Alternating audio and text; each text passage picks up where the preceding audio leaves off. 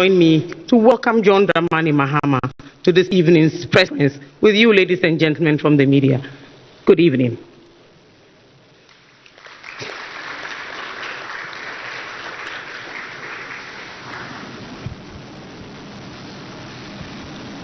Thank you very much, distinguished colleagues. I'm happy to be with you, and I know what the importance of encounters like this are. You are the vehicle that we have to use to send our message out to the people. So I'm very happy that you responded to our call at relatively short notice.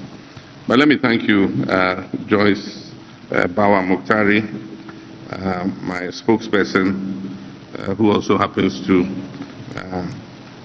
be a relative, for your kind introduction. And I say good evening to you, all my colleagues in the field of media and communications, and to you, the millions watching and listening from across our country and the world at large. We are at a crucial moment in our nation's history with 153 days to the next presidential and parliamentary elections.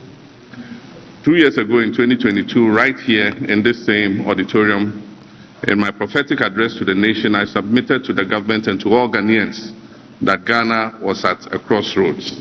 That speech has been called the crossroads speech. Unfortunately, the government refused to listen to that altruistic conversation and the raft of viable and innovative policy proposals that I offered to them that evening. 2 years on, our country is in the worst state. In between the period, I have been having a series of innovative conversations with you, conversations that do not talk down or talk at Ghanaians, truthful and honest, continuous conversation that admit that our nation is in peril. Because Ghanaians have victory in our DNA, I know that despite these perils, we can overcome our difficulties. Let me thank you for your presence this evening for my first major media encounter ahead of the December 2024 elections. In addition to my digital conversations, I intend to have a number of such media engagements, not only in Accra, but in other parts of the country. As I have done when I was president, I passionately believe in transparency and accountability and engagements with the fourth estate of the Rim. These have always been an effective way to reach our citizenry. And this is why I'm happy today to be with you again to sustain the conversations about our dear nation, Ghana. And do not worry, the media encounters and my virtual engagements will not deny you the opportunity to catch me for one-on-one interviews, either in your studios or whenever we meet at events. Ladies and gentlemen, this is the time for change. The time for change has come. And it is not just a slogan, but a clarion call to the heart and soul of our nation.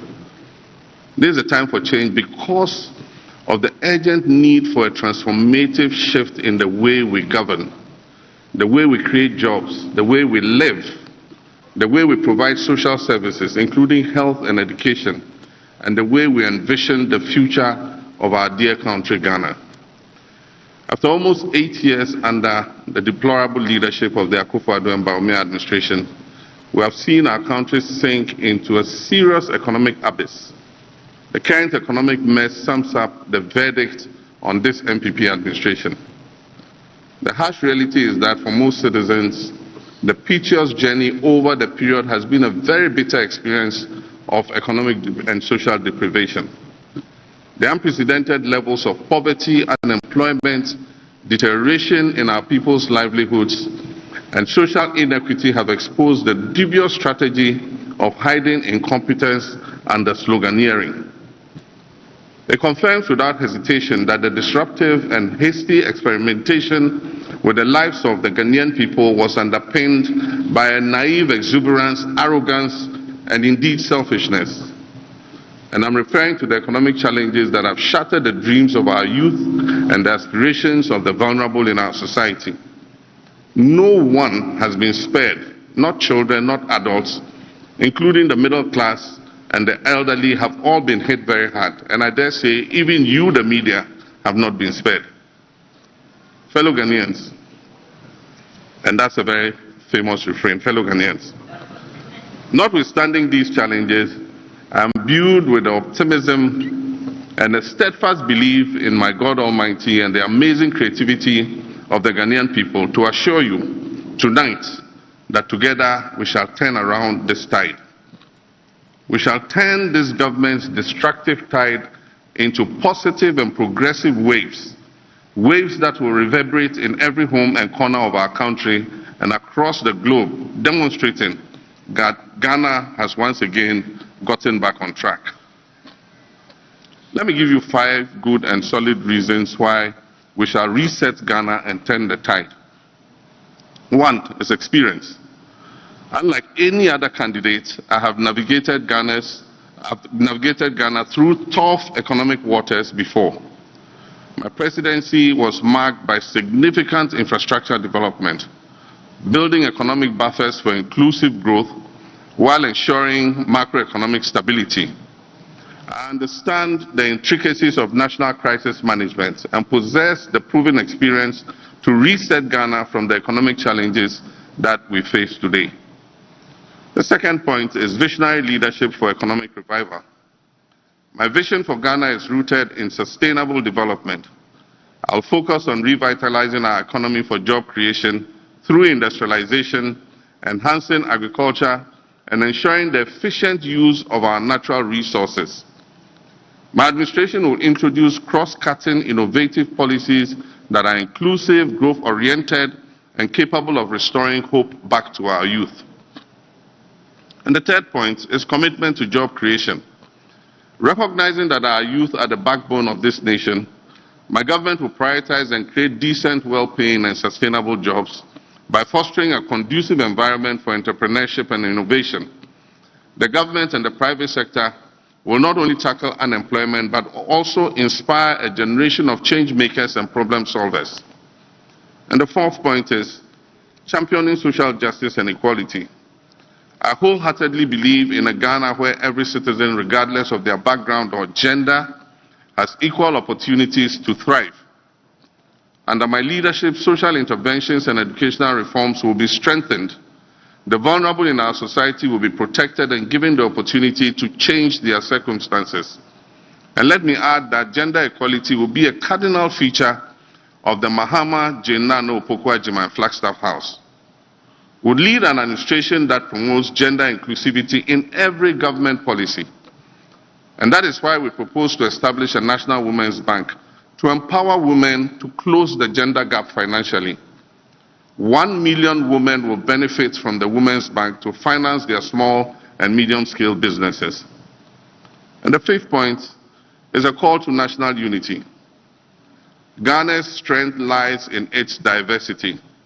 The polarization and partisan politics that have characterized the current administration's tenure should have no place in Ghana. As President, I'll foster a spirit of national cohesion, encouraging all Ghanaians to contribute towards nation building regardless of their political, religious, or ethnic affiliation. To the youth of Ghana, I say, I understand your frustration and your disillusionment. Many of you are feeling very frustrated.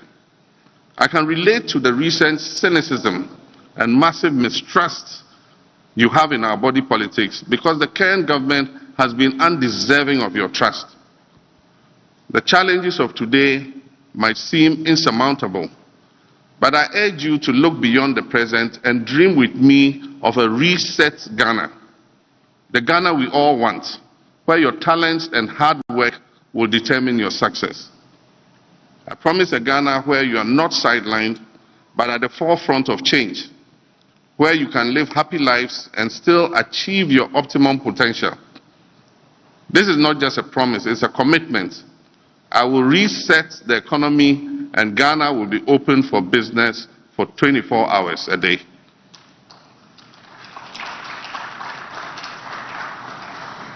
Leadership is about vision. And the 24-hour economy is the vision to create decent and well-paying jobs. When I talk about a 24-hour economy, we need to understand the underlying vision behind that policy.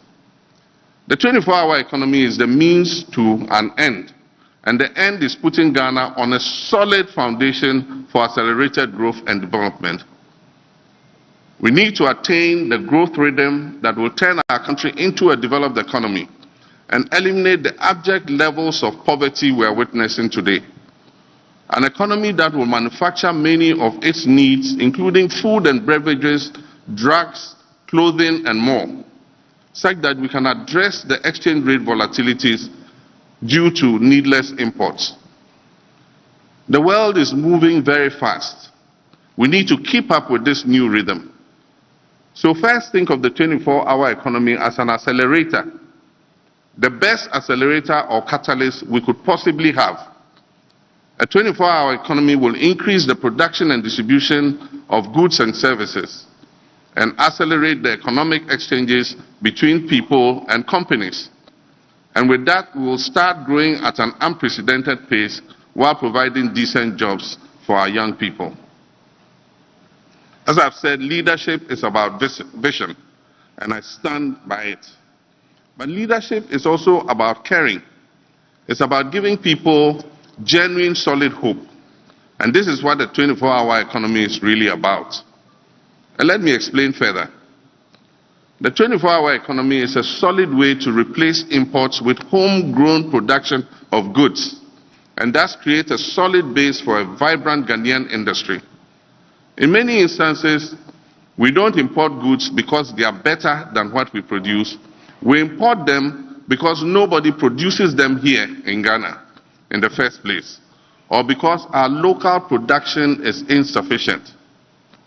Therefore, the stimulus packages for companies wanting to participate in the 24-hour economy will convince businesses, and I'm sure of it, to start producing import substitutes. And do you know why? Because the market for such products already exists. If the market did not exist, we will not be importing to satisfy demand. And so through the 24-hour economy, businesses will be incentivized to start producing for this market. It is the simplest way to start growing sustainably. And when this begins to happen, imagine the number of new jobs that will be created. And here's another thing about the 24-hour economy. It will boost exports. Many Ghanaian companies still will start looking for foreign partners to develop their businesses to take advantage of the new opportunities available to them via this policy.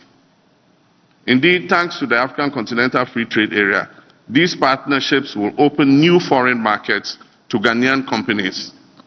And goods produced in Ghana will then be exported to other parts of our continent, to Asia, to Europe, or North America, using the connections of these foreign partners that we have had. And as I've said before, I will personally chair an accelerated exports development program that will identify and promote exports in the manufacturing, agricultural products, textiles, food and beverages, pharmaceuticals, and the extractive sectors. It is important to understand that the 24-hour economy will generate a network of foreign markets for Ghanaian entrepreneurs and will transform Ghana into an export-led economy. So I say that the 24-hour economy is also about national pride. It is about creating jobs through enhanced productivity, connecting Ghana with the wider world, and making companies proud of what they can accomplish here. Once the policy is set in motion, the rhythm of growth will start to accelerate exponentially, and Ghana will be open for business again. This initiative will anchor my determination to change the structure of the Ghanaian economy through the active support of private sector-led growth. And so be assured that the 24-hour economic policy initiative is a well-thought-through, data-driven, evidence-based, and comprehensive policy to expand critical and strategic segments of our economy sustainably, and it will liberate Ghana from the shackles of unemployment and economic dependence. And so, governance and fighting corruption for development. I am committed to drastically reducing the size of government, and rightly so. This government has sufficiently proven to Ghanaians that with over 120 ministers and deputy ministers, all they could offer was to run our economy aground. I will run a lean, highly effective and efficient government of no more than 60 ministers and deputy ministers. And this is solid proof of my genuine commitment to curbing government expenditure. This leaner government will be the cleanest government Ghana has ever experienced. It will serve Ghanaians far better and set higher standards for future governments. What we have now can obviously never and should never be a yardstick for governance. My goal is to launch a renewed fight against corruption.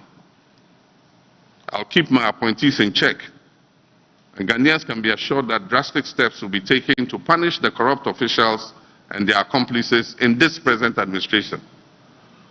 No actor in this NPP corruption enterprise will be spared. We'll also take action to repossess what has been unlawfully stolen from the Ghanaian people.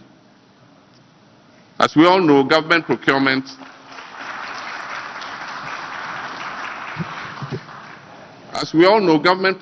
is a significant source of corruption, and no economy can sustain inclusive and equitable social and economic well-being with the penchant for public service holders to be self-serving and corrupt, as is currently the case.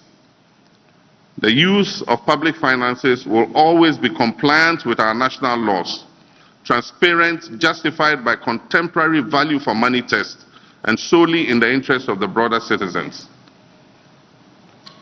If we want to eliminate corruption, we must increase accountability in government procurement processes. And accountability gives power back to the people.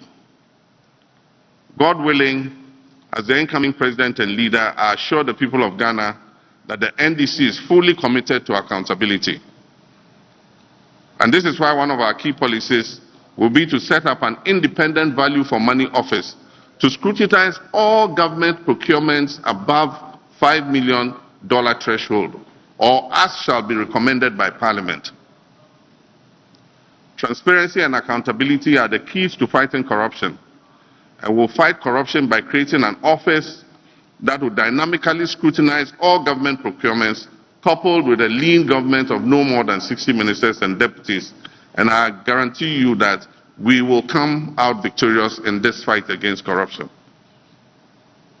Developing the agriculture and agribusiness sector with specialized zones in all regions with support from the Farmer Service Centers and Exim Bank. Ladies and gentlemen, some people say agriculture belongs to poor people. But I say agriculture can generate significant wealth and employment. We live in a world crippled by the ever-increasing effects of climate change. And in this uncertain and sometimes volatile world, food security becomes a strategic issue. To put it simply, we cannot even begin to think about transforming Ghana if we don't put the right focus on agriculture.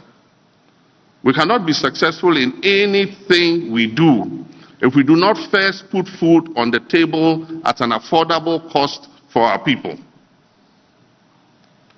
Agriculture is the cornerstone of growth. Ignoring it is like trying to build a house without a foundation. The slightest storm will bring that house down. Without reliable access to affordable and nutritious food in sufficient quantity, growth and development are impossible. So I don't look at agriculture as an occupation for the poor. I look at it as the very basis of our future. The simplest way to achieve food security is to produce food locally. If you produce food locally, you are not dependent on imports. And so you can still feed the people even if international distribution chains are broken. We won't have to go to other countries begging for grain if we get things right. This is the food security strategy I'm fighting for, and this is why I'm looking at farmers, fishermen, and other protein producers as strategic partners in building the Ghana we want, a modern, vibrant, thriving Ghana. Others may look down on agriculture, but I don't, because I'm a farmer myself. I see farmers as my close brothers and sisters because of their strategic importance in helping Ghana become a true black star, not only of Africa, but of the world. Farmers and fishers inspire me, and I hope that I will inspire them too. And let me just share 3 examples of the policies we will implement as soon as we form the next government. I've said already that we shall establish special agro-industrial zones in the 16 regions of our country to add value to local crops they have a comparative advantage to produce, and thereby boost exports and reduce raw material imports. Secondly, we shall create opportunities for farmers to improve food security and bolster economic growth through the establishment of farmer service centers across the country. This will be enhanced by well-established farmers' cooperatives, advanced farming techniques, modern digital tools, and the promotion of agribusiness.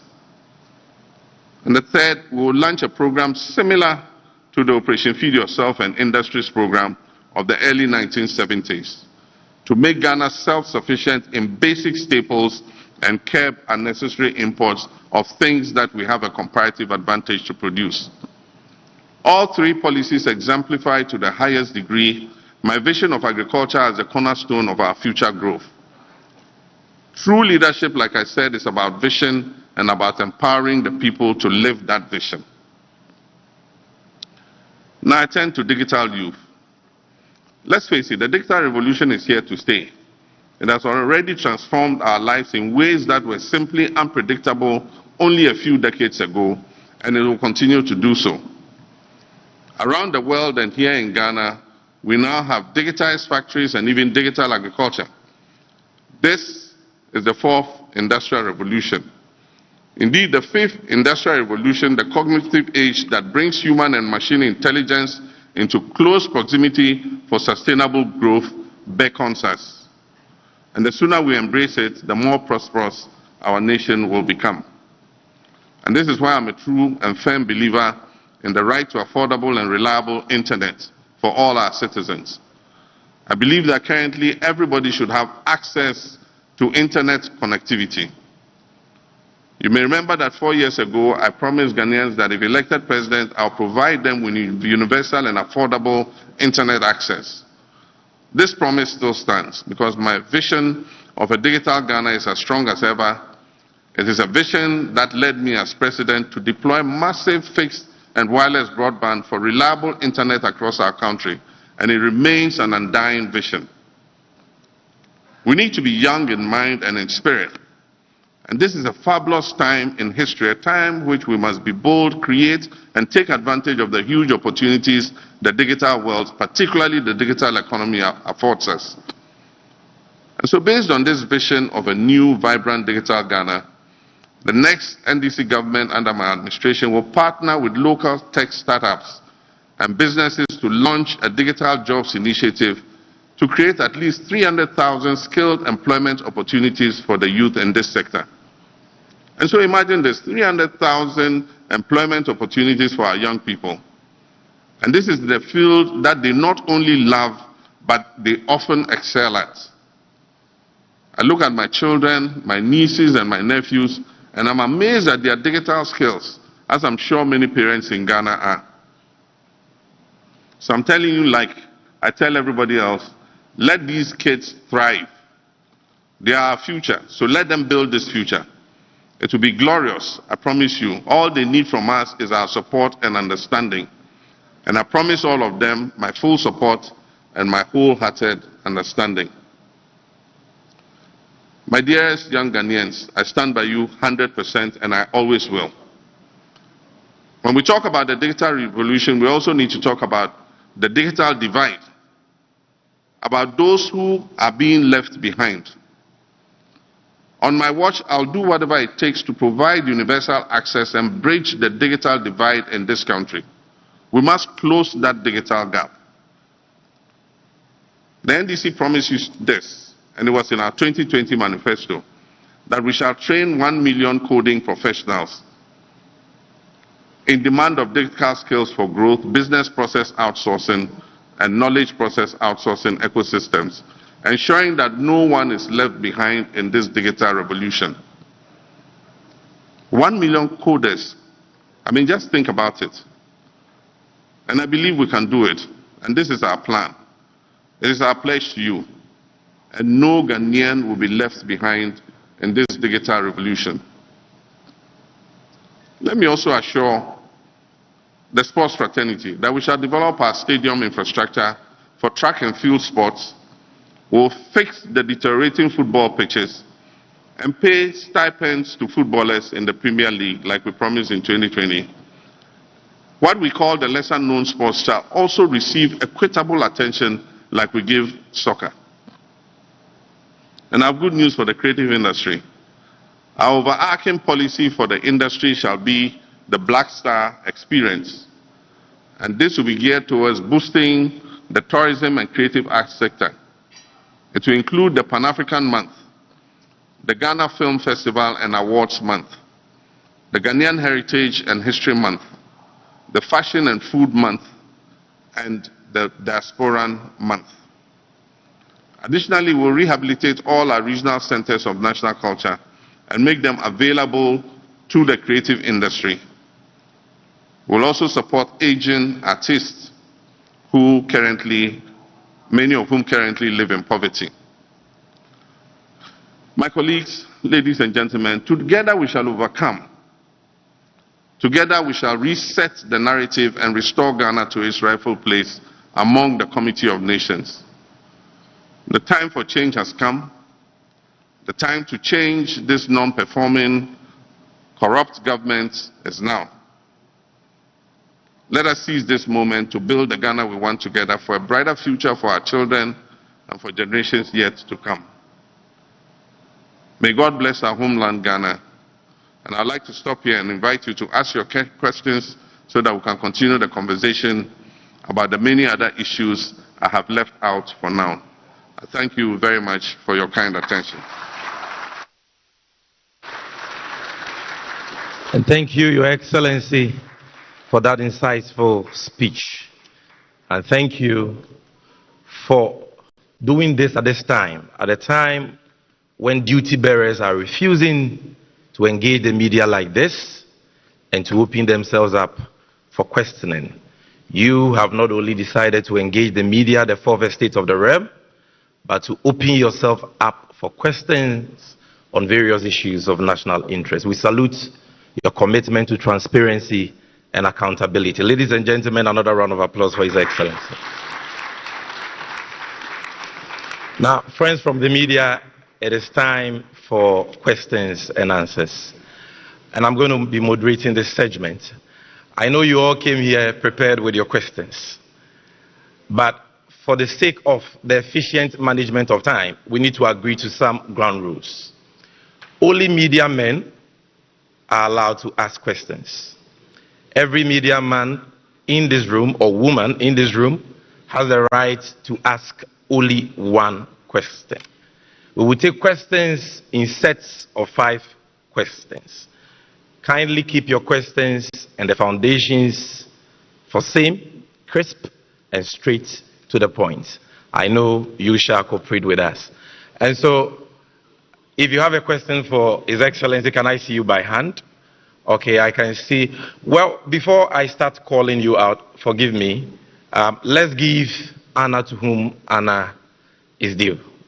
I know we have the GJ here, represented by the executives and led by their president. So, Mr. President, I'll give you the first bite. And then, so you can be at your position.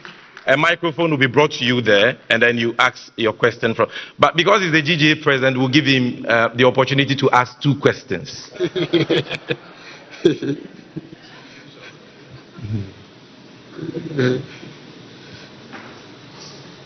Thank you, Sami, and thank you, His Excellency.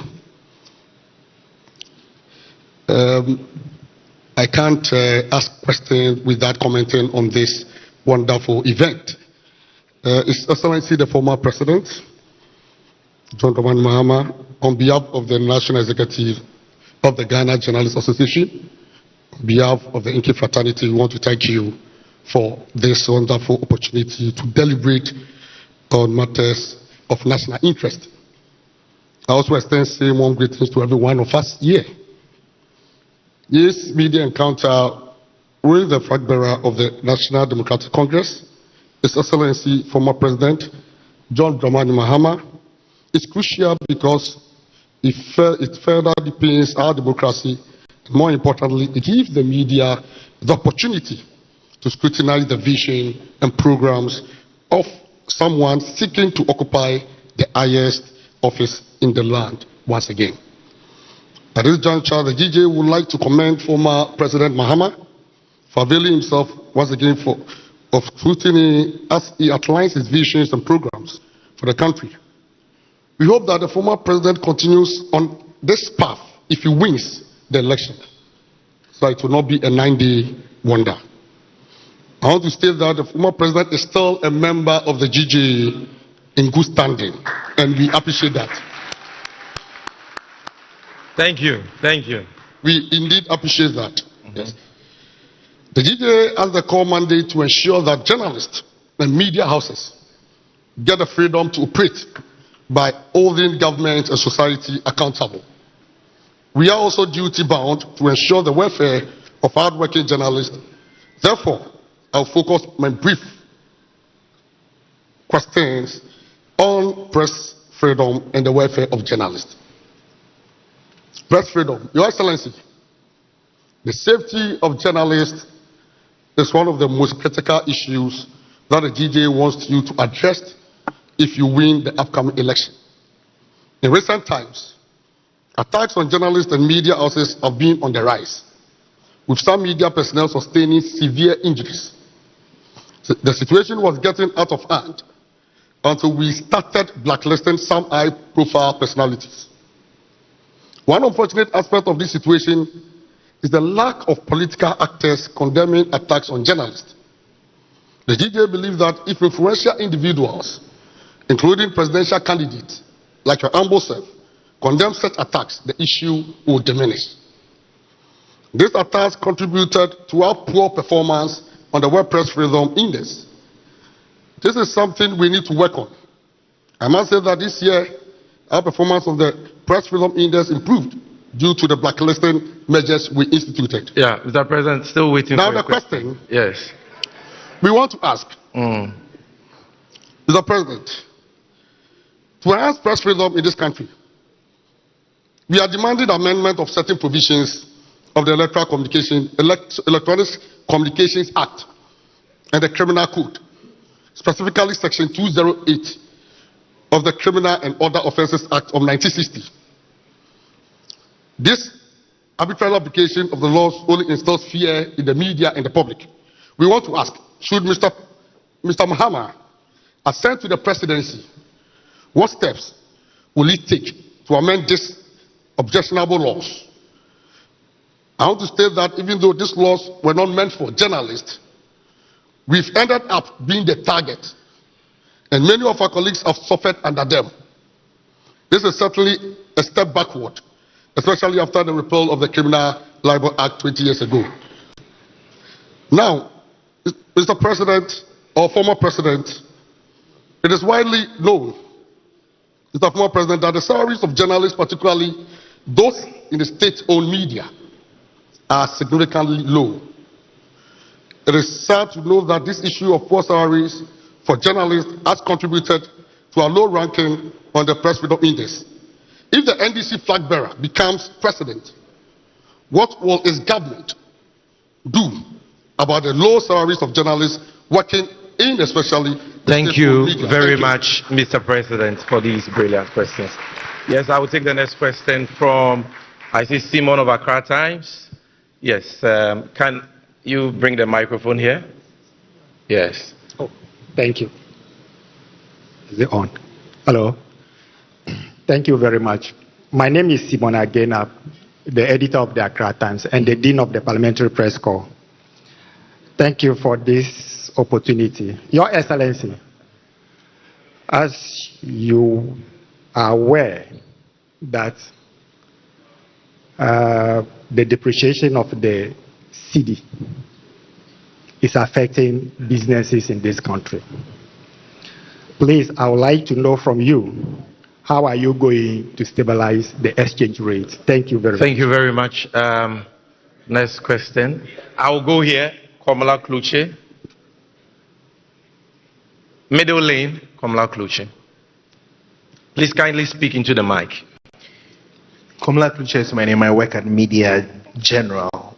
There's excruciating hardship in the country. We have seen you lament on same. How do you intend solving this? But whilst at this, can you believe in Ghana, we are building a house to house the vice president, and it's supposed to cost 13.9 million US dollars.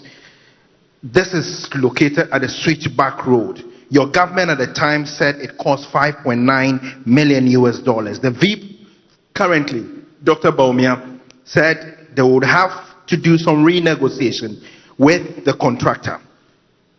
What do you intend to do about the weed-infested house supposed to house your VIP, so to speak?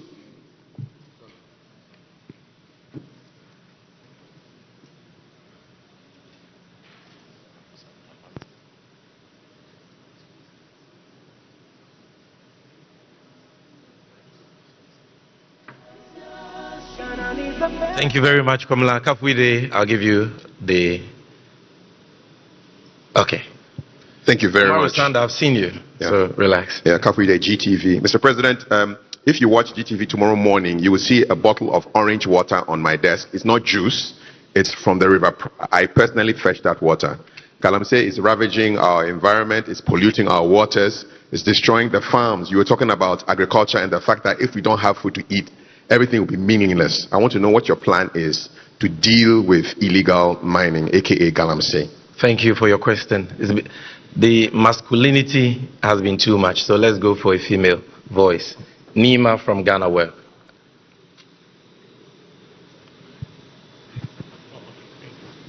Thank you so much for the opportunity. Your Excellency, please, I would like to find out from you what's your position on free SHS. Given that, and also what is your thoughts on the proposal to pass the free SHS bill, given that the majority has hinted the bill will be coming to Parliament? Thank you very much, Nima. So this brings us to the end of the first set, the free SHS bill. So this brings us to the end of the first set of 5. His Excellency will deal with these 5 and then we'll come back again. We're doing this till 10 p.m., so relax, you get the opportunity to ask your question. Your Excellency, we are ready for you.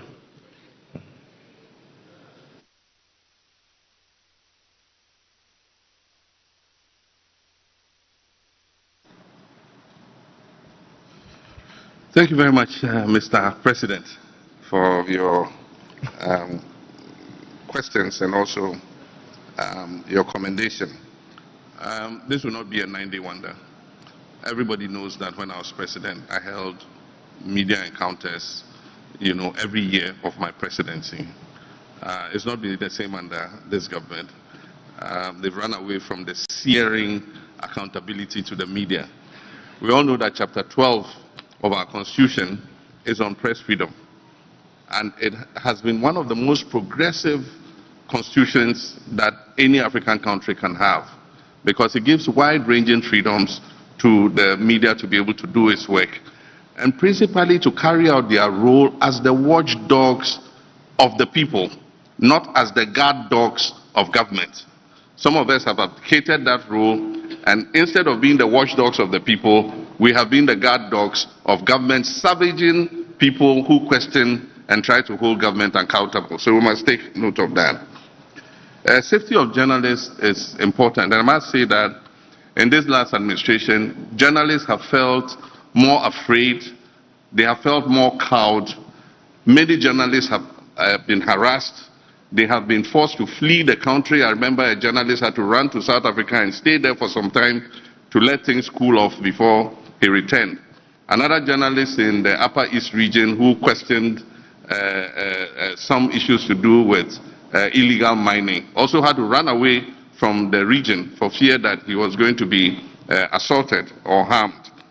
I remember Ahmed Swali and his murder, assassination, which up to today, government does not seem to have the political will to let the investigations go forward and bring the people who did this to justice. As long as these people are not brought to justice, the possibility exists that they can do something similar in the future. And so these are things that we take seriously. And my track record when I was president is there for everybody to see, that because I'm a colleague of yours, my training is in the media, and so I can empathize with the work you do.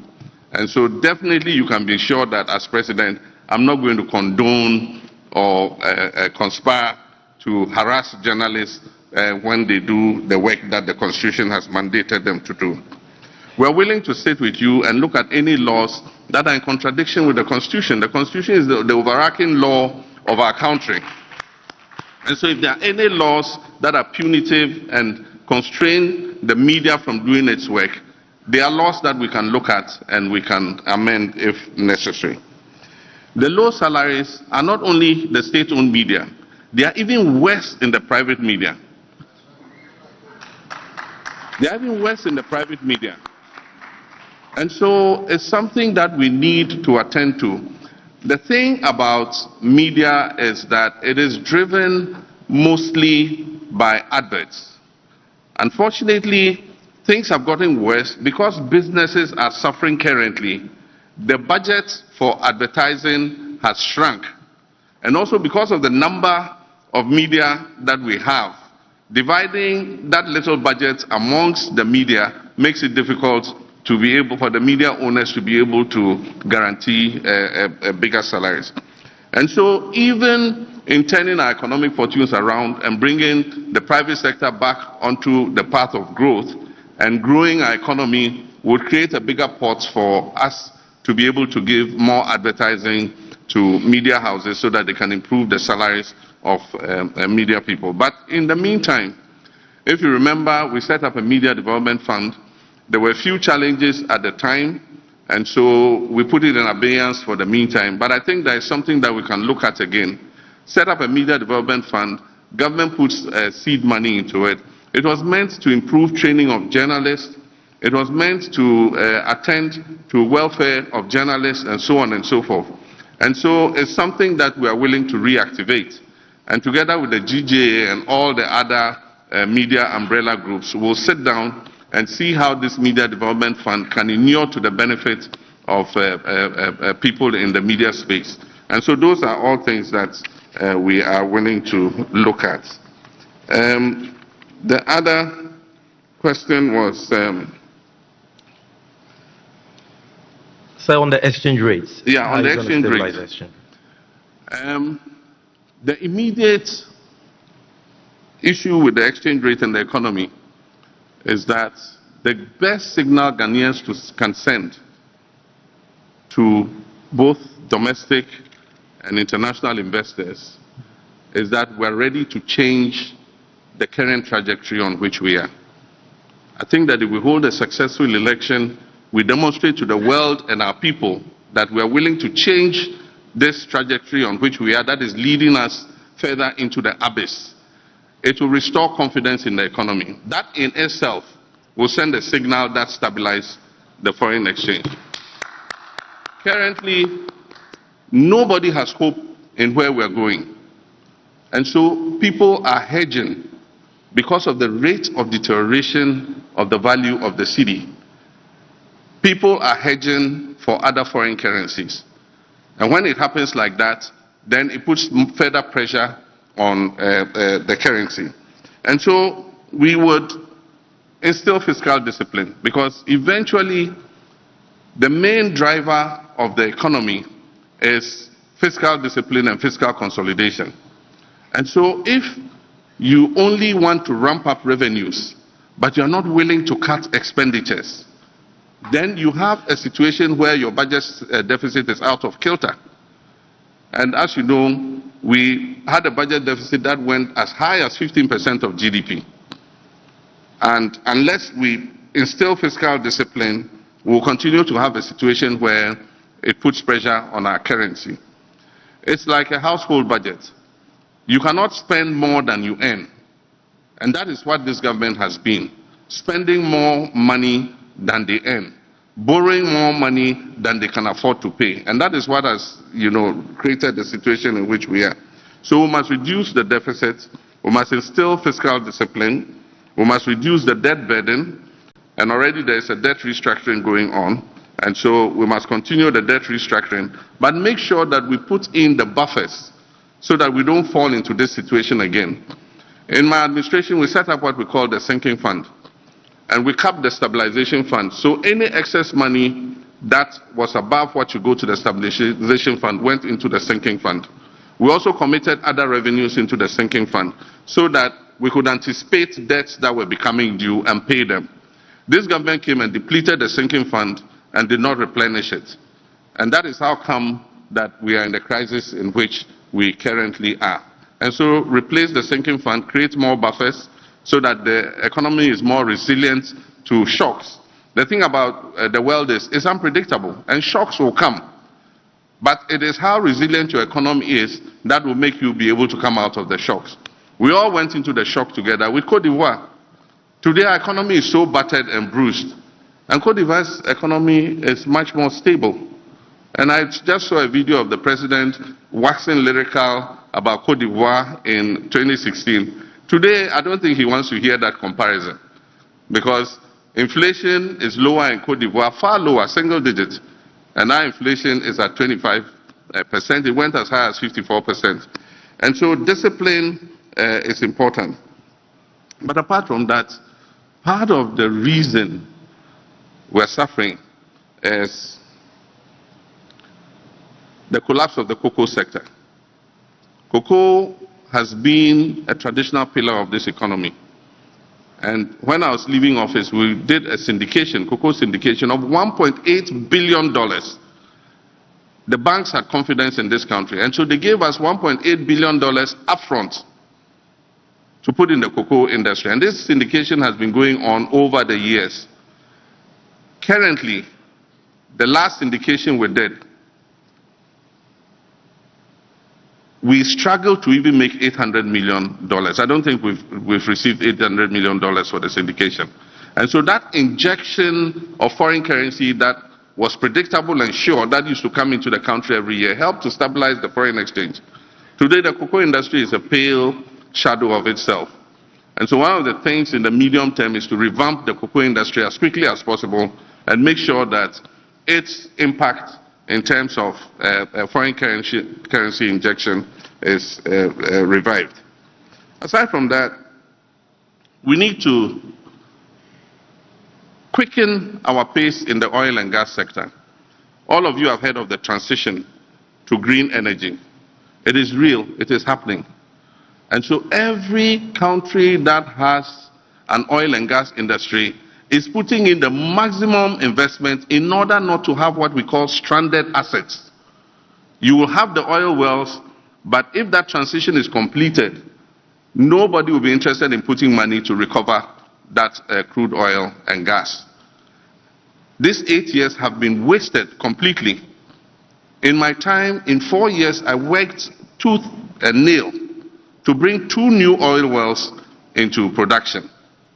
If you look at the 10 years of oil production, from 2010 when we started oil production till 2016 when I left office, we have earned about $3.3 billion from our share of oil production. In the 8 years, that's because of the work I did to bring 2 new oil wells, in the 8 years that Nanado and Bawumia have been in office, Ghana has earned $7.3 billion.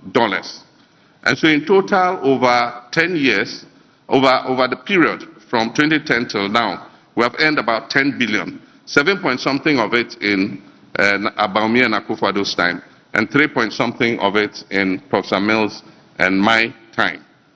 For the last 8 years, nothing has happened in our oil industry. Not a single drop of oil has been added. Unfortunately, our production of oil has reduced by 32%. And so we're producing less. So one of the things we'll do is to quicken and attract the oil companies to come back. As I speak, E&I have run away to Côte d'Ivoire because of the unfavorable environment here. ExxonMobil was going to do significant work here. Because of greed, ExxonMobil decided to pull out because they thought the environment was toxic and corrupt, and so they pulled out. So one of the things is to restore investor confidence in the oil field, and there are oil fields and compartments that have been appraised that are just waiting to begin production. And so revamping them and ramping up our oil production and gas will bring in the needed foreign exchange that will help to shore up our currency. But we must also look at getting more from our extractives. We have bauxite, we have gold, we have lithium, we have manganese, we have so many other minerals. We will work to make sure that Ghana's share of those extractives is increased so that we can have more foreign currency coming into our country. We produce gold, but because it's not streamlined, a lot of that gold is leaking out and individuals are making the profit instead of the country making it. And so we'll streamline the extractives so that we're able to earn more money. The Vice President's residence, I don't know what the current situation is, but I know that initially when we commenced the idea of creating a suitable residence for the Vice President, the former Nigerian High Commission land was acquired for that purpose. And I know that some construction took place there. Initially, our cabinet was informed that it will cost about $5 million, from what I understand. And so that money was procured and the work commenced. When the new government came, I understand, I don't know exactly what figure, but they said that it had overrun the $5 million. I don't know exactly by how much. But it's news to me that it is going to cost $30 million. I haven't seen the figures and all, but really, I wonder if we have value for money. And that's why I say that in our anti-corruption fight, we will subject any project above $5 million to value for money audit. Because until you audit that project, you can't tell whether it is worth the value for the money we're putting in. And so when we come, we'll look at the figures and we'll do an audit and see whether, yes, 30 million is what is appropriate or it should cost far less. But in these crisis times, one wonders whether that project is really a priority. Because when I was president, the Vice President lived in what is currently called the Australia House. And the intention was to finish this and move him there. But in the crisis, maybe it is not something that we should rush to finish. There are many other pressing commitments that we need to look at. But like I said, when we come into office, we'll do a value for money audit and find out whether we are spending more or less. Galamsey is a problem of compliance. We have all the laws. We have everything. It's the enforcement that is the problem. And the enforcement is a problem because those who should be enforcing it are part of the problem. Today, DCs and ministers all have small-scale concessions, and I indulge in Galamsey. And that's why I said, any person who serves in my government, if you want to be a small-scale gold miner, go and be a small-scale gold miner. If you're a DCE, be a small-scale gold miner. Don't take public office under my administration. And so we're not going to countenance having any of our ministers or our political appointees involved in small-scale gold mining so that we can enforce the laws properly. And what are the suggestions we've given? One, we know the districts where mining takes place. We will open an office of all the agencies that oversee the mining sector in those districts. There must be a Minerals Commission office in every district where gold mining is taking place, so that enforcement and compliance can be right at the doorsteps of the industry in the particular district. The Environmental Protection Agency, there must be an EPA office in every district where mining is taking place. And we have universities that are producing young graduates. UNER is one in Sunyani, UMAT is the other in Takwa. These young graduates are geologists, they are environmental protection specialists. They have a lot of experience when it comes to gold mining. And so we're saying that we're going to identify the concessions and who hold the concessions. And we're going to employ these young people to work with the companies that legitimately own the concessions so that they can guide them in how to do proper mining. We're going to ban mining in forest reserves. As for that, it's non-negotiable. The law that was amended to allow people to go into forest reserves, the law that was amended to let people enter forest reserves to do mining will be re-amended to stop it. Because the figures I'm getting are frightening. And that is why the climate change is real, because our dry seasons are getting harsher. We used to have 365 days rainfall in the western region.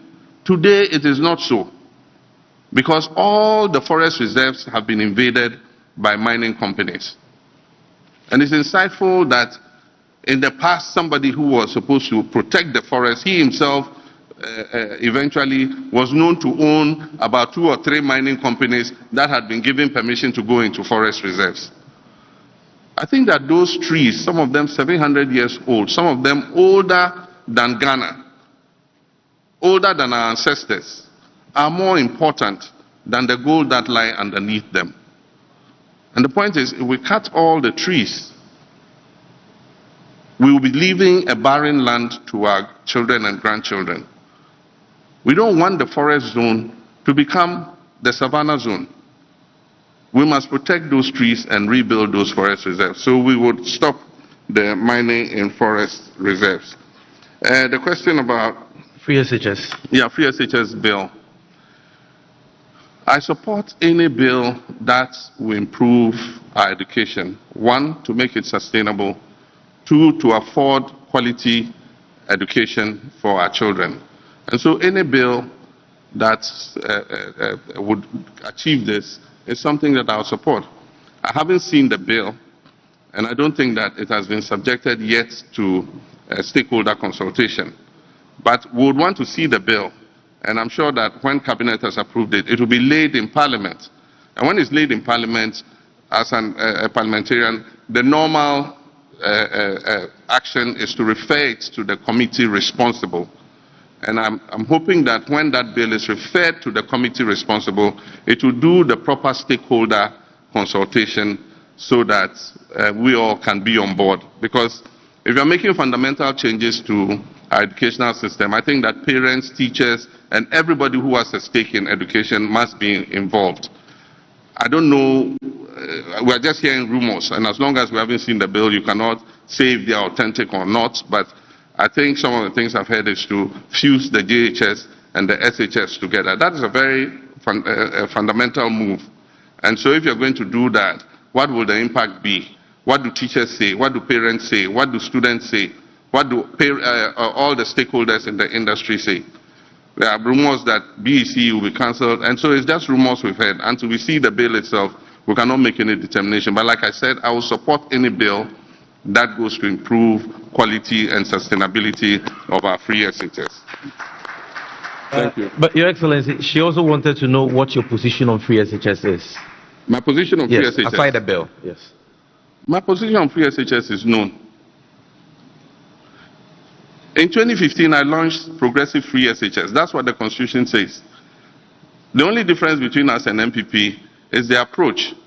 We thought that we should put the infrastructure in place and we should do the necessary preparation to absorb the free SHS. And so we started with day students. We made it free for day students. And in the second year, we absorbed 120,000 students on the free SHS. Nanado himself lauded me. It's there in the media. Just, if I had my phone here, I would Google it. He said, Nanado lauds Mahama's free SHS. It's there. UNESCO, congratulated us for launching the free SHS. How can a person who launched free SHS be against free SHS? And so it's a political gimmick that is played by our opponents. Free SHS has come to stay. And nobody can roll it back. All we're saying is, let's improve the implementation. Let's take away the bottlenecks. Let's work to abolish the fast track. Let's be able to feed the children better by decentralizing the school feeding, the free SHS school feeding program. So those are all the kinds of initiatives we're thinking about. But we can only take that decision if we come together as stakeholders and discuss freely the challenges that it faces. Today, there is not the environment for a free discussion of free SHS. Ask any teacher or headmaster. If they make comments adverse to the conditions and implementation of free SHS, they are either sacked or they are transferred to Siberia. And so we must change that. We must free them to be able to come up and talk about it and discuss free SHS and how we can improve it. My commitment is to improve it. And so that political gimmick, if he comes, he will cancel free SHS. And I've seen some Osofutu going around and repeating the same thing. I don't know if he's, I don't know who he is, but he's also gone around repeating that same tired, hackneyed, political propaganda. I am committed to free SHS. I was the one who launched free SHS in this country, and free SHS has come to stay. Thank you very much, Your Excellency. Ladies and gentlemen, we'll be going for the second round. Aniampofo, my good brother Shadov is also here. So kindly bring the microphone here. I see Miss Ami here. I see Kwame Menka. Then I'll take 2 here, so that will be 6. So let's start with Aniampofo of Metro TV. Kwame, you're seated at the wrong place. Okay. Thank you. Good evening. Thank you, Mr. President. So my first, I'm limited to 1. All right. Annie, can you increase your volume? Okay, 24-hour economy. So if you check the global countries that are practicing 24-hour economy, it includes USA, Canada, France, UK, Singapore, and the rest, Germany. All those countries are in the Western developed world. I'm just wondering, I checked the statistics with the France implementation, and I think one of their cardinal challenges has to do with labor. So they are largely relying on imported skilled labor now, and it's a great challenge in that country. And I'm wondering how it came to you that Ghana, being an African country, can practice a 24-hour economy compared to these developed countries, and how are we going to be able to implement it to meet the standard of implementation by developed countries where we are actually not yet? Thank you very much. I see that, Pakwesi, I'll come to you. All of you, I'll come to you. But I see the gentleman by your hand. It's only fair that I allow that gentleman to ask this question. So let's take him. I'll come to you. Thank you, Your Excellency. My name is Felix Nyaba. I work with Express News. Your Excellency, your critics, especially your political opponents, says that you and the NDC cannot boast of any social intervention policies. Will you mind share with us what have you done on this social intervention policies in this country? Thank you. Shandov, bring the microphone to the front. The man in that colorful bow tie. Yes. Good evening, Mr. President. My name is Pakwesi Shandov. I work with Wesleyan Television.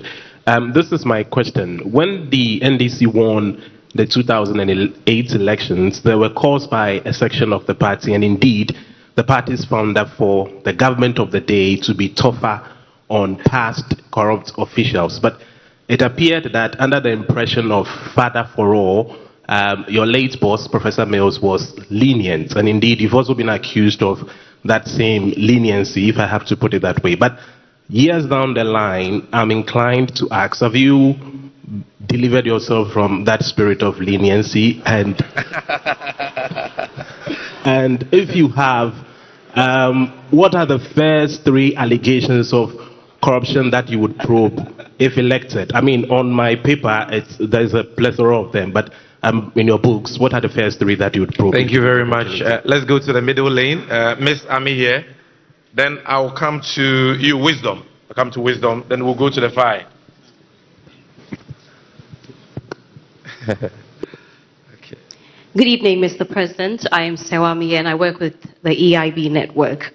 So, Mr. President, at a gathering of NDC lawyers somewhere in September last year, you urged them to aspire to become judges so that you can appoint them to bring a balance to the judiciary, which you have termed as an NPP-inclined judges.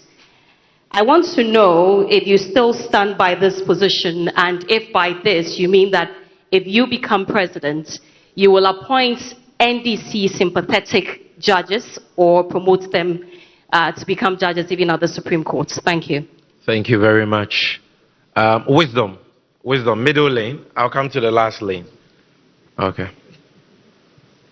My name is Wisdom Hedejime. I work with the XYZ Broadcasting Limited. Mr. President, clearly you have just one term, and that will make you unaccountable. I remember very well in your interview with the Voice of America, you indicated that one term, which is 4 years, was not enough for any president to make any meaningful impact. So does the position still remain, or can you tell us that would that 4 years be enough for you to fix the economic mess you've been complaining about? Thank you very much. Let's go to the far end. I see Kwekwe Usweje. I see Sadiq Adams. I'll come to you. So Kwekwe Usweje, stand on your feet so that they can see you. I see Sadiq Adams also there. I'll call you. I've seen all of you, so don't worry. Thank you very much, Sami. Your Excellency, if elected president, I want to find out what measures, specific measures you would implement to address challenges that were faced by depositors and investors whose monies are locked up as a result of the collapsed financial institutions, including Men's Gold. Thank you very much. All right. Thank you. So let's take one more there. Okay. There is one just by you, the gentleman who is sitting just by you, yes. Good evening, Your Excellency. My name is Blessed Sugan. I work with Joy News. Based on your success in the 2024 general elections, you would not just be the executive president of the Republic, you would also be the commander-in-chief of the armed forces. Your Excellency, there's a professor, Kwesi Enin, who's enjoying support from Imani Africa. They are in court asking the Supreme Court to enforce their interpretation of Article 202 of the Constitution, which will bar any new president from appointing new chiefs for the security agencies, including the IGP. You have a test case if you get to win the elections, which would mean that you have an IGP which is somewhere, who has an age range of 53. Mr. President, what's your personal opinion on, the security of tenure for such persons, and will you be willing to work, for instance, with the current IGP if you're elected president? Thank you very much. So that brings us to the end of this set. We have 6 questions. Your Excellency, we are all ears.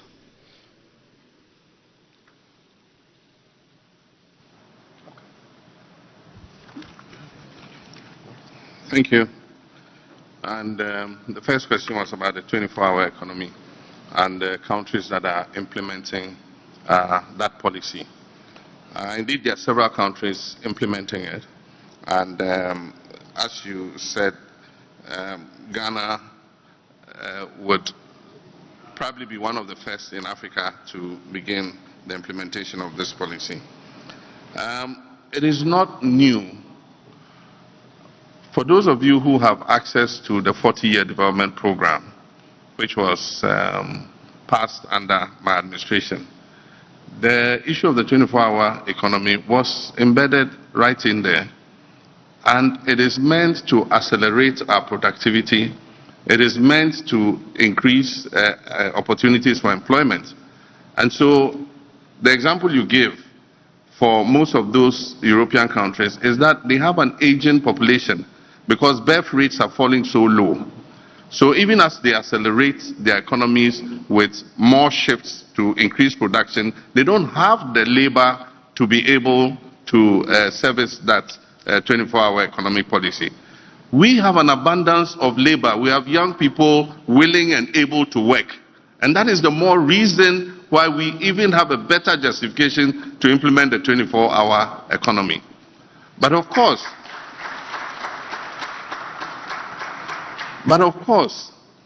there are people who come and say, oh, but there's 24-hour economy already. There are some businesses that are working 24 hours. Yes, they are doing that by choice. That just a few of them think that they have the capacity to work 24 hours. So it's just by the decision of the owner of the enterprise that he can implement it.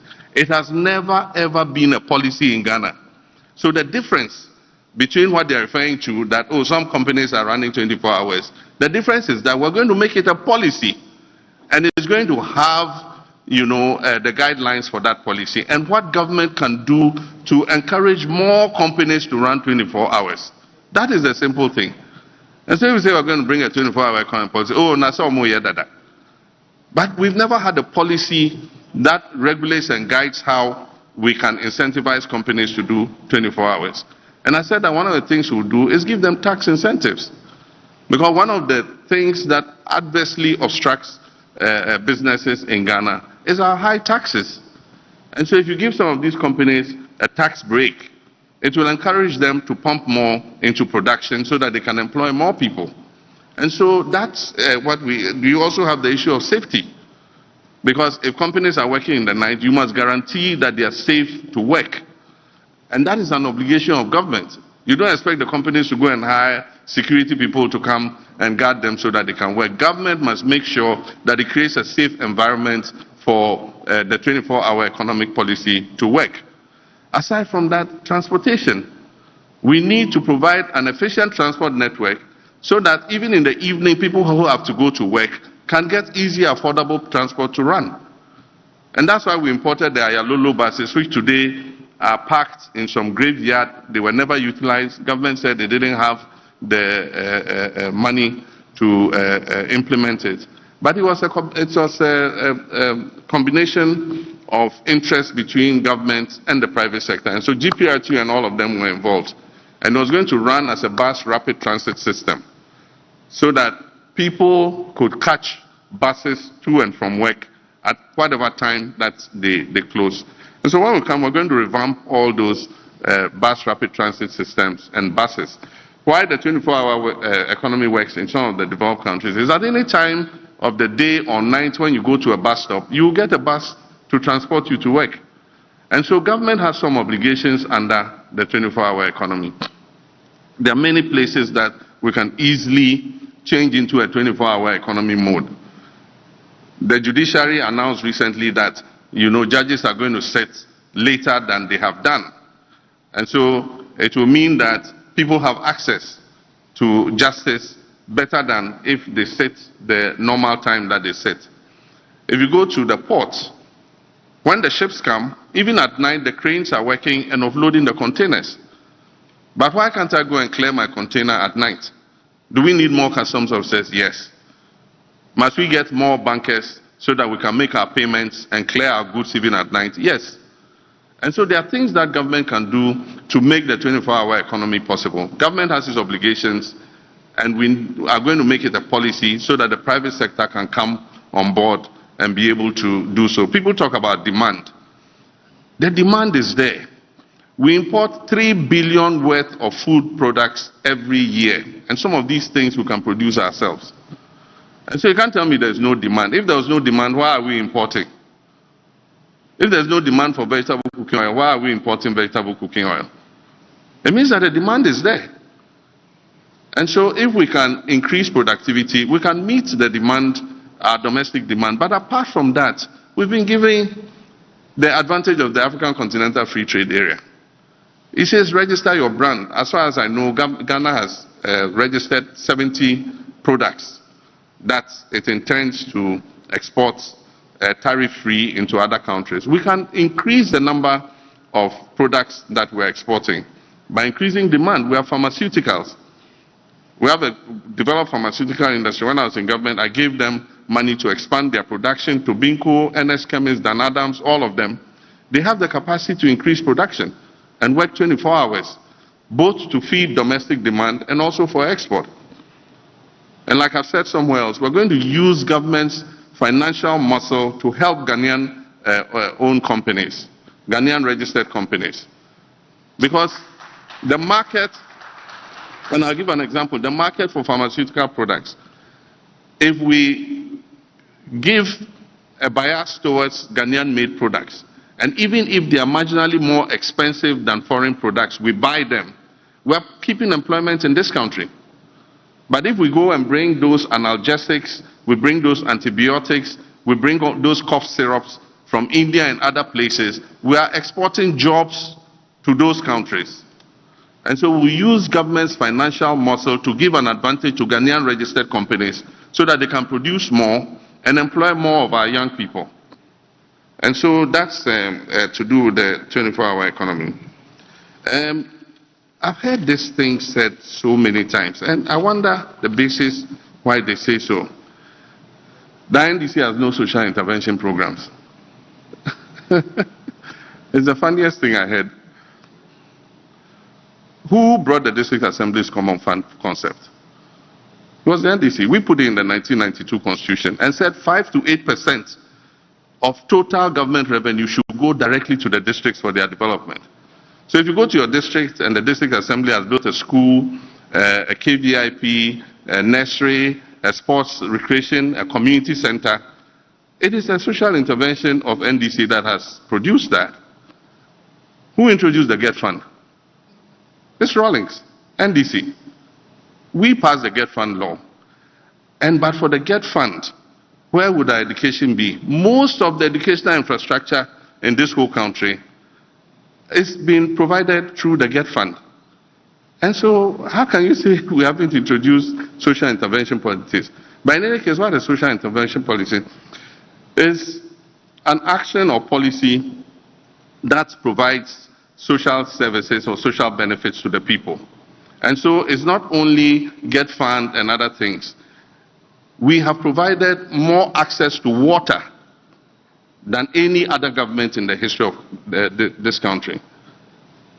When Professor Mills came into government, access to clean drinking water was 58%. By the time we left office, access to clean drinking water was 76%.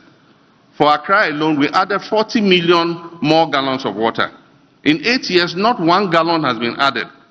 And I hear the Ghana Water Company say, oh, Accra is overgrowing its supply of water. It's overgrowing its supply because in 8 years, you have not added a single gallon to it. You must plan and know what your population growth rate is. And you must continue to put in the capacity to bring in more water. And that's why I'm saying that we took water and brought it in from the northern direction of this country. And so Adenta and other places that had never gotten water for almost 15 years saw their taps flowing for the first time. Today, I'm sure your taps flow twice a week or something. If you don't store water, you will run short. And so we need to invest to bring more water supply, not only to Accra, but to all our growing communities around the country. And so if you are a government and you haven't invested in improving water, definitely access to people will be denied. We've extended electricity more than any government in the history of Ghana. Electricity is a public good. When electricity arrives in a community, it changes the lives of the people very rapidly. People can engage in small-scale enterprises. It was Rawlings who introduced the Rural Electrification Program and the National Electrification Program. And so today, when we say that Ghana has more than 80% access to electricity, it's because the NDC introduced those policies for us to be able to do so. So how can any person say that NDC has not introduced any social intervention? Even the NHIS. NDC started a pilot in Damango and Nkranza for the NHIS. Implementation started in President Kufuor's time. But what President Kufuor introduced was a mutual health insurance scheme. And so your card, your NHIS card, allowed you to access health services only in the district in which you were registered. Today's National Health Insurance Scheme was introduced by Professor Mills. He changed it from a mutual district insurance scheme to a national health insurance scheme so that your card could access health care anywhere in Ghana you go.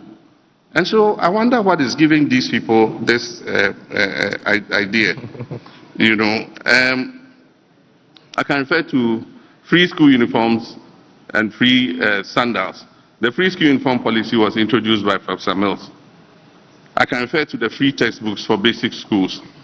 When Nana Jane, seated here, was minister, She came and met a situation where 3 children had access to 1 textbook.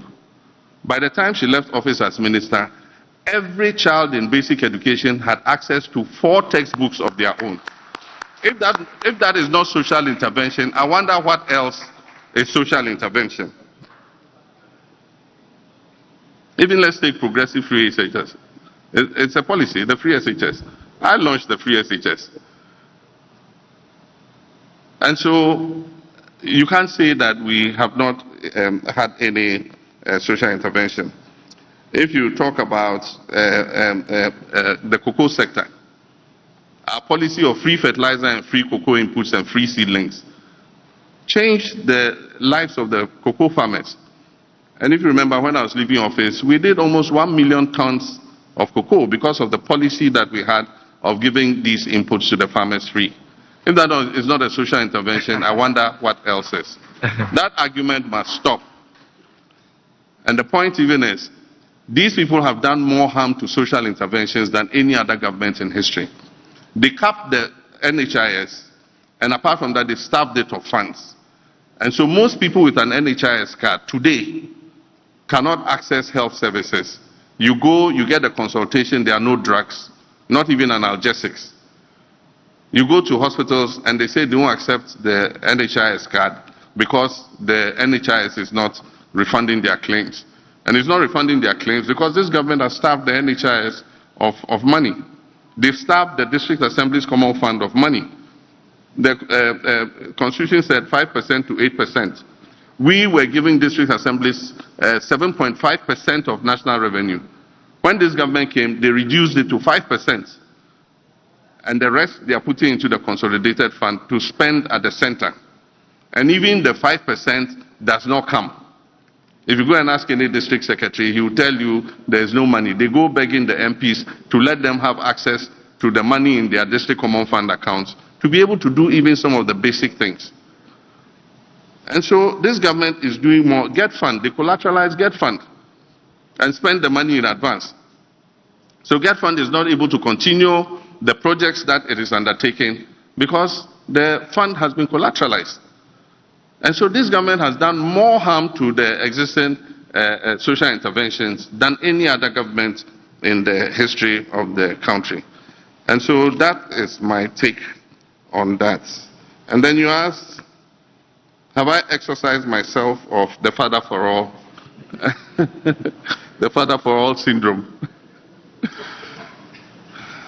My boss, my president, was a special person. He several times said he believed in looking forward and not looking into the past. And so I'm sure that people got away with some of the crimes that they had committed against the people. I became president 4 years later, after President Mills had done his 4 years. I mean, I came into office 5 months before the election. And so when I became president, it was going to be a bit difficult to be investigating things that happened in 2008. And so I said that, look, any allegations of corruption that are made against any public officer, I give the investigative agencies the free hand to investigate. And so I remember in those times, the National Service investigation, the JIDA scandal, people even forget that I was the one who commissioned the committee of inquiry into JIDA. And all the issues that came up, the report was presented to me as president, and I gave the report to the media. And that is referred back to me as my crime of condoning corruption. The fight against corruption begins with shining sunlight into an area, and that is what I sought to do. And so when we gave the JIDA reports to you guys, it was referred to the Attorney General. And the Attorney General began to take action. Some of the people involved went to court to restrain the Attorney General, and the court processes took forever. There were others where there was prosecution of my own colleague and friend, Abu Gapele. The Attorney General put him before court, and he was jailed. It was recently that President Akufo-Addo granted him amnesty. And so their will to fight corruption was there. We even retrieved monies from some of those involved in JIDA. We retrieved as much as 50 million Ghana cedis at the time. And so the track record is there. And I can assure you, if you believe that I was imbued with the Father for All syndrome, it has been exercised.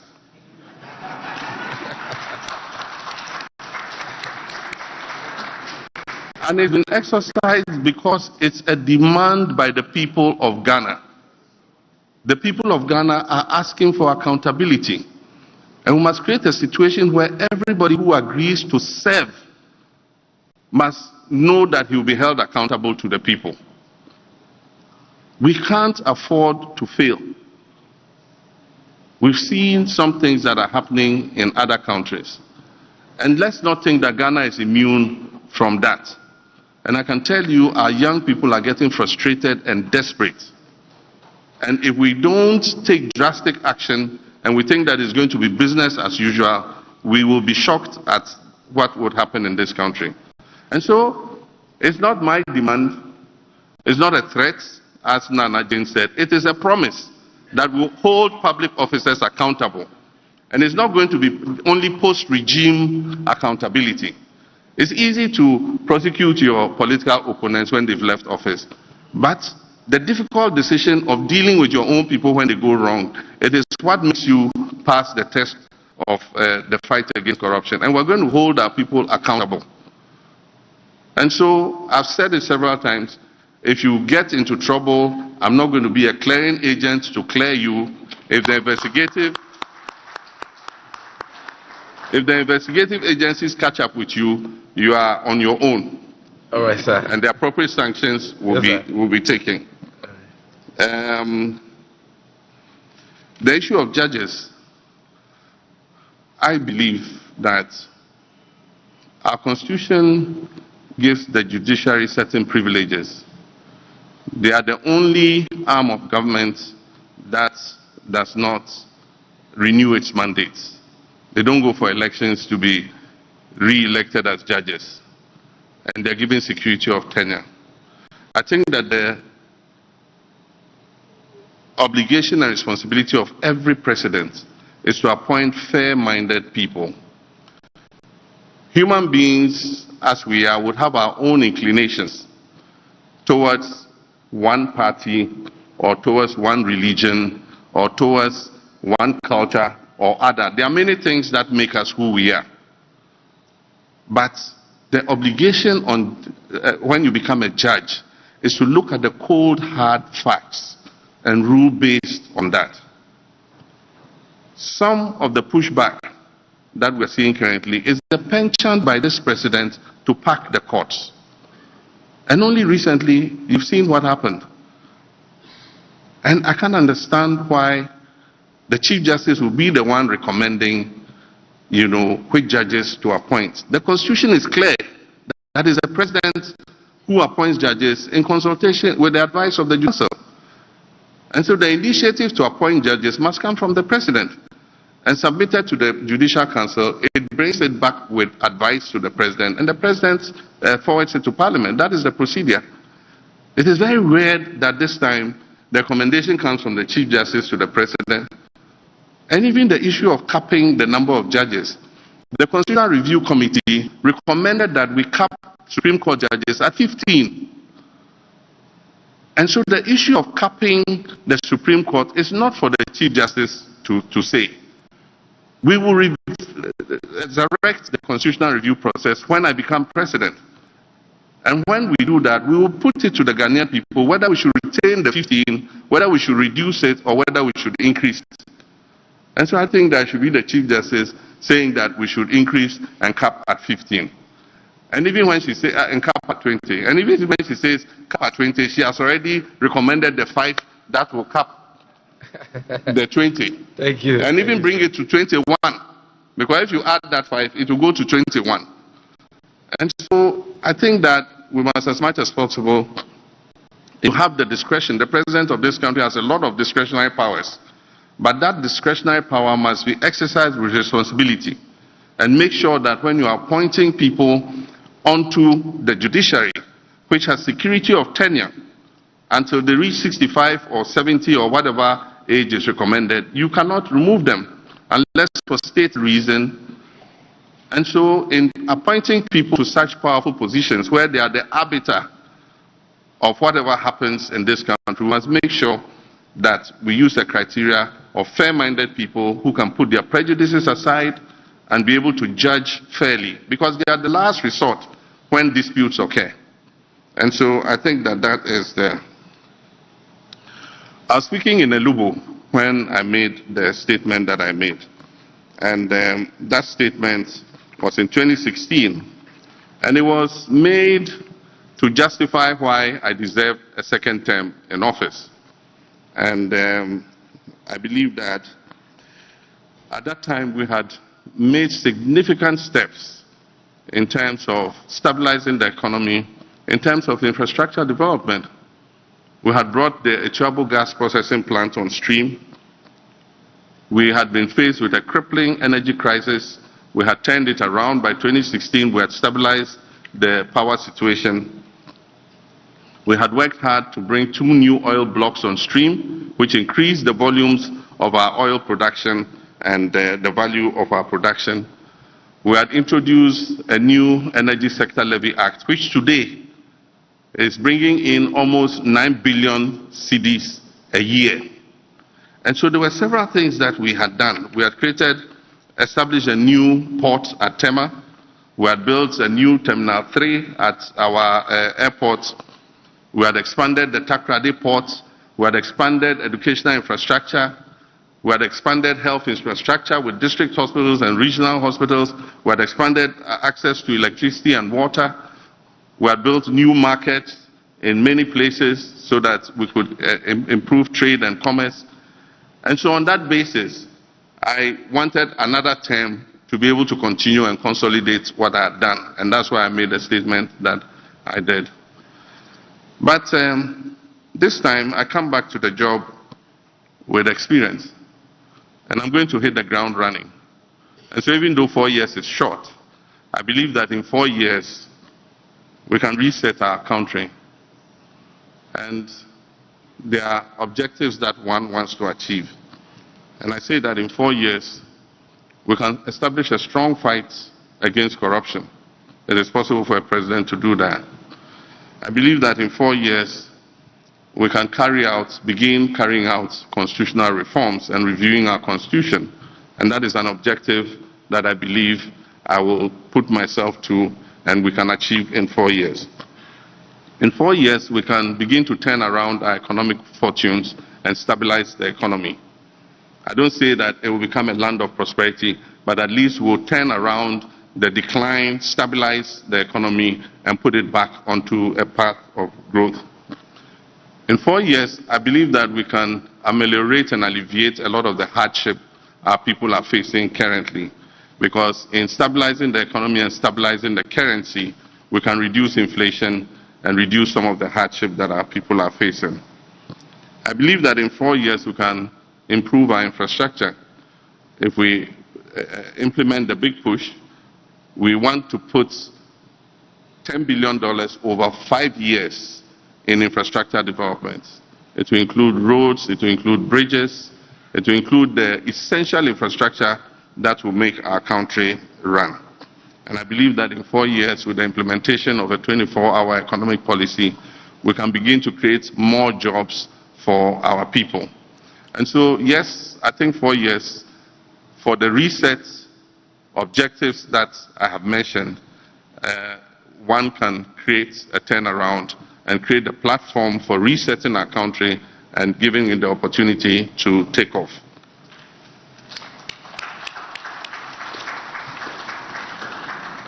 Currently, the prosecution of the Men's Gold chief executive is ongoing, but I think that it should go beyond the investigation. I don't know how far they've gone with identifying the assets of Men's Gold and identifying the holdings, validating the holdings that people had. It is only when you've done that and you know what the quantum involved in that you can make promises and assurances of how to alleviate the suffering of Ghanaians. A lot of people really suffered under this men's gold, and many of our public servants and others who were enticed to put their monies in have suffered because of what has happened. And so when we come, we'll accelerate the prosecution of the person involved, but we'll also go one step further to look at what assets are recoverable and see what the quantum of investments that were made. Some people talk about some amounts of money, but I don't have that validation. It's until we have that validation that we can make an assurance that some restitution can be made. I'm aware of the case in court, and I don't want to comment on it in order that I'm not in contempt of court. But I would say that the security services are different from the public services. And that is why the head of the security services is called the Commander-in-Chief. Security rules and ethics are different from what we have in the public services. And so if you are a Commander-in-Chief and you cannot even change your guard, then change the Commander-in-Chief title. And so, without prejudicing what is going on in courts, let's see what the courts say. But I do believe that we should be able, if you ask me, I do believe that we should be able to put the right people in the right places at any time in order to ensure the safety of our republic. If you do happen to have a security chief who is not effective, and because we pass a judgment that the president cannot touch him, it affects the safety of the citizens. And when it comes to safety of the citizens, it is something that we must take seriously. If a public servant makes a mistake, the consequences are not immediate. But if a security chief makes a mistake and we lose a life or people suffer harm, the consequences are irreversible. And so we must look at everything that goes with it. But let's leave it to the wisdom of the courts to make a decision, and then we'll decide how we all go forward. Thank you very much. Thank you very much. I can see the 2019 Journalist of the Year, Samson Ladi Ayinene here. Go to, no. That side. He's in a red and black smoke. My Fulani brother, Umaru Sanda, you are next. I'm Regional Balance. Regional Balance. Paka Wilson, Ashanti Region, I'll come there. Then the sports journalists are here. Sadiq Adams, you're still here. Michael Utieje, Pakwesi Asare, I'm coming to you. And His Excellency has told me that you'll be extending the time, so don't worry. Senior, the floor is yours. It's refreshing to hear about what could be done about corruption. And Mr. President, when you were voted out, I encountered many civil society leaders who said the corruption was endemic, and extending the time of the NDC would mean the corruption will get worse. I hear the same civil society leaders repeat the same thing, that at least one benefit we can get as a country is not to keep a government in for 8 years, because the corruption will get bad. I don't believe that we must get to elections before we can get what we deserve. I believe citizens' power ought to be exercised without the kind of repression we see with the police today, so that a young man, a PhD, Oliver Baka-Vomawo, is facing prosecution, staging a coup on Facebook. That ridiculous thing. I don't know if you will instruct your Attorney General to file a nolle prosequi to stop that nonsense. Now, you kept repeating reset, reset, reset. I believe it must be a very important word to you. In Kenya today, there is a reset. and the citizens are forcing it. 47 corporations, SOEs, are being dissolved. 50% of the president's advisors are losing their jobs. My question to you is, 8 people were killed in elections in 2020. We are 4 years down the line. Those lives must matter. Over 200 people in Ashaiman were brutalized by the army, and I wrote about it as state-sponsored terrorism against them. 180 of them were arrested by the military, manhandled and released without anything. As we speak, nothing has happened. What have you done as the opposition leader about these things? Thank you. What will you do about these situations? Thank you very much. You see, I've given you a lot of time. So when I come on Newsfile, kindly return the favor. Umaru Zanda. Thank you, Sami. Good evening, Mr. President. My question is, we are at the Kempinski Hotel. A few meters from here, there's a hole that has been described variously as the world's most expensive hole. My question is, when or if you become president, will you cover that hole, complete the hole, or convert the hole? That's my question to you. And just across the street from that hole is the Office of Special Prosecutor. What's your plan with the OSP? Thank you so much. For this round, I'm going to stay here for a while. I see Yatiti at the back. So let's go for a woman. Good evening, Mekachi. And Your Excellency, my question no Yanubochi, Mame, Pacho, with all permission. Thank you. Abandoned projects.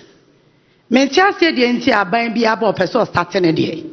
Near the taxpayers' money, Akobobo singer. No project needs to go now pro. Look at Saglime.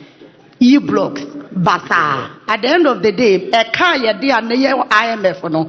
Ya South Bosiana, ya Bona, ya project SCC wa. Yen Simin completing a dear Druha. Eti me pacho Your Excellency, abandoned projects. Wo big push, you know. Also wo by starting for. And now the war wo by ye. And our first so port. Yes, your taxi bia sebe nyansenim. And a Toyota Viz unkita 70 to 80,000 ultimate. I don't know why we are here. It's me patcho dear now obey because ye bre. Thank you very much. Thank you. Alaska, Ahoto FM. Alaska. I'm coming to you. I'm staying here for a while. From here I'll be coming. I see Samuel Wonto, Kwame Menka, Erica Hianyo, Bernard Avile. I know he has a question. He has a laptop in front of him. Right. Thank you very much. My name is Alaska the Don with Ahuto FM. Mr. President, my question has to do with our universities. Most of the times, we normally talk about free SHS without talking about the tertiary institutions, especially the universities.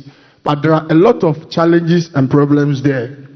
My question is, what are you doing when you are voted for as a president of this country with regards to problems going on at the tertiary institutions? Thank you very much. Thank you very much. We've taken a lot. Okay, Benjamin Akakpo. I see you at the back. Benjamin Akakpo of Joy News. Thank you very much. I have one question in 2 parts. Your Excellency, you spoke about the Tema oil refinery in May. You made mention of the fact that you would revamp the Tema oil refinery and that some of its problems are actually because it's a state-owned enterprise. I want to know what exactly is the plan. I feel the Tema oil refinery is a blot on our national conscience. What exactly is the plan? And feeding into that, you spoke about reliable internet. The last I recall, we had GhanaSat 1 launched in 2017, decommissioned in 2019. But if you paid attention to the recent internet shutdown and the concomitant effects, you would realize that we are susceptible to some of these challenges. Is your administration going to consider low Earth orbit satellite technology to ensure that we can have internet stability? Thank you. Thank you very much. So, before I move here, those of you here who still have questions, can I see you by hand? Okay, do me a favor. Is it okay to stand this way? Yes. Can you stand in the aisle for me so that I know that you are the ones left? Once we do you, we know we are done with here. No, if you can come and stand this way. Yes, in the aisle. Just for a few minutes. Yes. Okay. Okay, you go back to your seats. I think the number is huge. I underestimated it. The number is huge. So you sit for a while. I'll come back. Let's go to Parker Wilson from Ashanti Region. Thank you very much, Sammy. Yes. In fact, thank you for recognizing the importance of regional balance. Thank you very much. Your Excellency, you spoke a lot about how you're going to deal with corruption when, of course, in your next government. But then your critics say you are only flexing muscles with the wind, because as an individual, you've been accused of your flirtation with the Airbus scandal. Okay. I want to know how you would respond to your critics when they say that your corruption activities led to the Airbus scandal. Thank you. Thank you very much. I'll take one last one, and that will bring the total to 7. Okay, another person from Ashanti Region, Ofori, from Mercury FM. Ashanti Region. Thank you very much, Sammy. Your Excellency, my name is Oforiata. I work with... Please, I'm the innocent one. I'm not the notorious one. Don't be scared at all. I'm not the notorious one.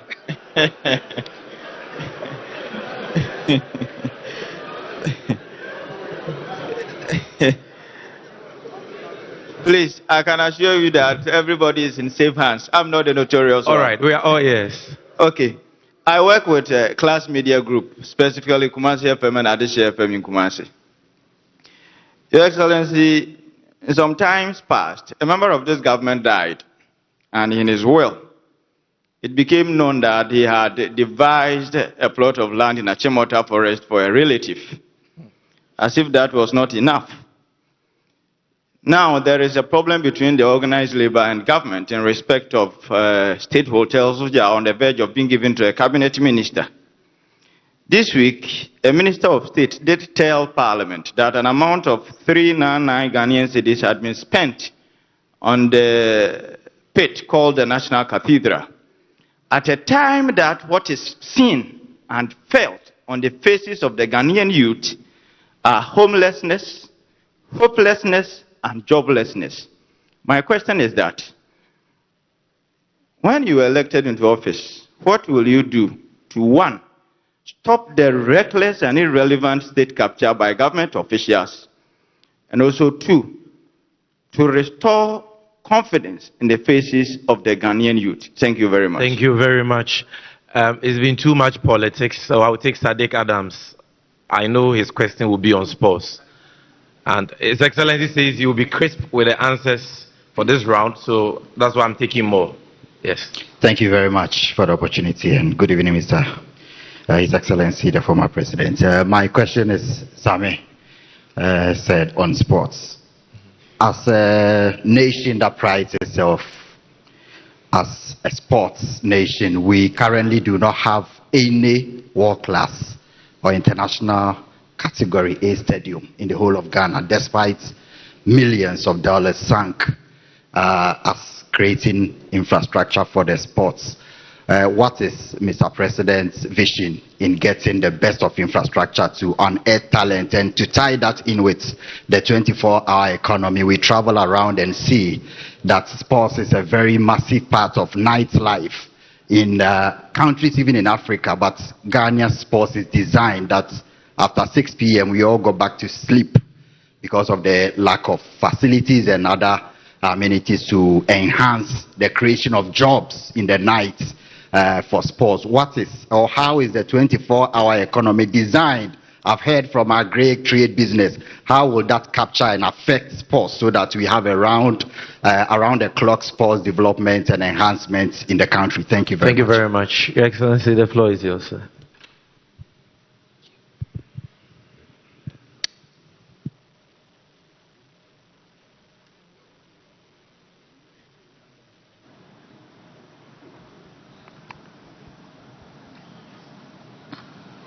Thank you very much. I'll just add a few things to what I said about free SHS. One of the objectives we would set ourselves in terms of looking at the implementation again will be to allocate dedicated funding for free SHS. If we agree that education is the most important driver of prosperity and growth, then we must be prepared to identify and earmark funds for it. We already have GET Fund which goes into infrastructure, but we must find dedicated funding to be able to implement the free SHS seamlessly. Also, in addition to the question I answered in terms of 4 years, I have heard somebody say that 4 years, if somebody has 8 years, he will be more responsible and accountable. And if somebody has 4 years, he will not be accountable. I mean, it's the most illogical statement I ever heard. Meanwhile, the same person said 4 more for Nana. And so, if you follow that logic, it means that no president deserves a second term. That's what the person is saying. So even your 8 years you are talking about, it means when you win and you want re-election, you're not going to be accountable. And so, let's, put that illogical thinking aside and look forward. The first was about the prosecution of the laptop coup in regards to our colleague Bawumia. And I do think that I don't want to be in contempt of law, but I can say on authority that I don't think that prosecution was necessary. And so let me just keep it like that so that I don't get cited for contempt. I think that prosecution was unnecessary and it was an overreaction by the government. With regards to what is happening in Kenya, I don't think that we have to wait for the backlash of what the youth did in Kenya for us to do the things that we have to do. And that's why I started talking. I said, look, the time has come for us to act and that it can't be business as usual.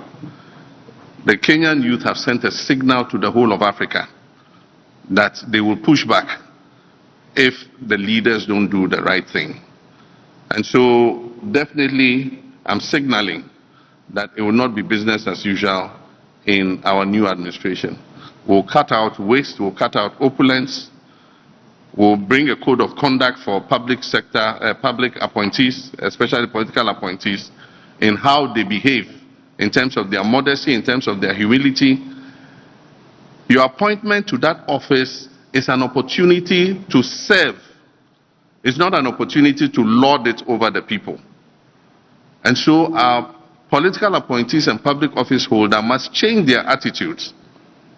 And so that is what we're going to insist on, that people that we appoint are modest people, they are humble, they will open up to the people, and they'll do the things that will make the lives of our young people better. And so we're going to hold them to a higher criteria of service than people have been held to in the past. And that's why I say if you agree to serve, you must serve and not have other side businesses and do other things. You must not go and buy state property. Anybody serving in my government will not be allowed to buy a state asset. Nobody serving in my government will buy a state asset. Vehicles or cars or buildings or land or anything, nobody serving in our government will be allowed to buy a state asset. With regards to the deaths, I have the same opinion as you. 8 of our citizens died for no reason. And our president has not even extended any recognition of what had happened. And no attempt has been made to investigate.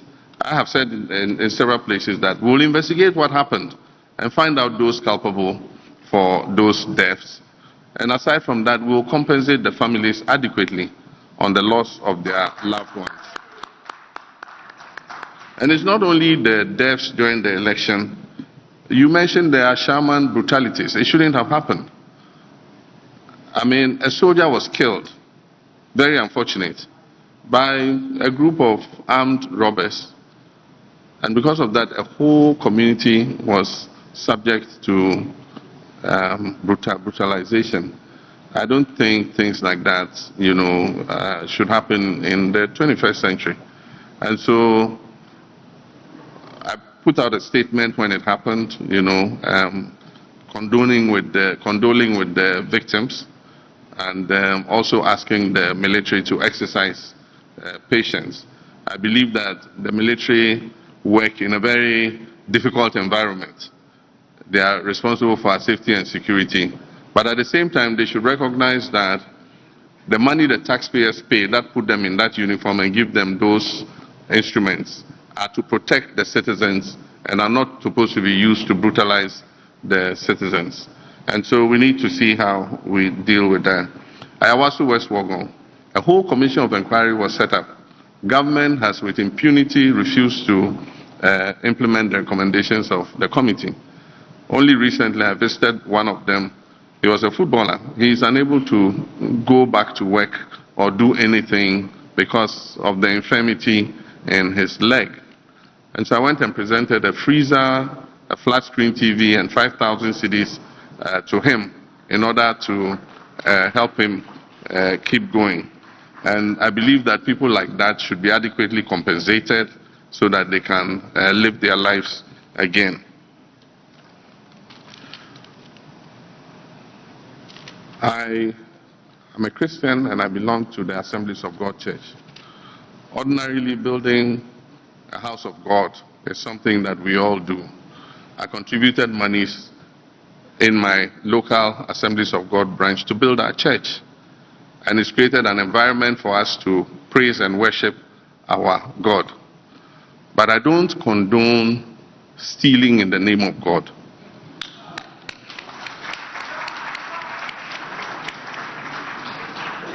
And that is what has happened in the case of this National Cathedral. It is instructive that members of the Board of Trustees, some of the members of the Board of Trustees have resigned, and they have called for a forensic audit of the National Cathedral. I'm not saying it. Members on the board believe that fraud has been perpetrated against the people of Ghana, and they are calling for a forensic audit. At the time this National Cathedral came up, it was somebody's personal commitment to God. And we are sure that public funds were not going to be used for the National Cathedral. Unfortunately, we hear that 300 and something million has gone into it. Where did those payments go? Were they justified? Who did they go to? These are all things that we have to unravel. And I think that that is the first thing we do before we even decide what to do with that huge pit. And so first, let's investigate and do a forensic audit. And if people have, illegally and unlawfully taking the monies of the people of Ghana, they must be made to refund those monies. And so that's the first thing I'll do with regards to the cathedral.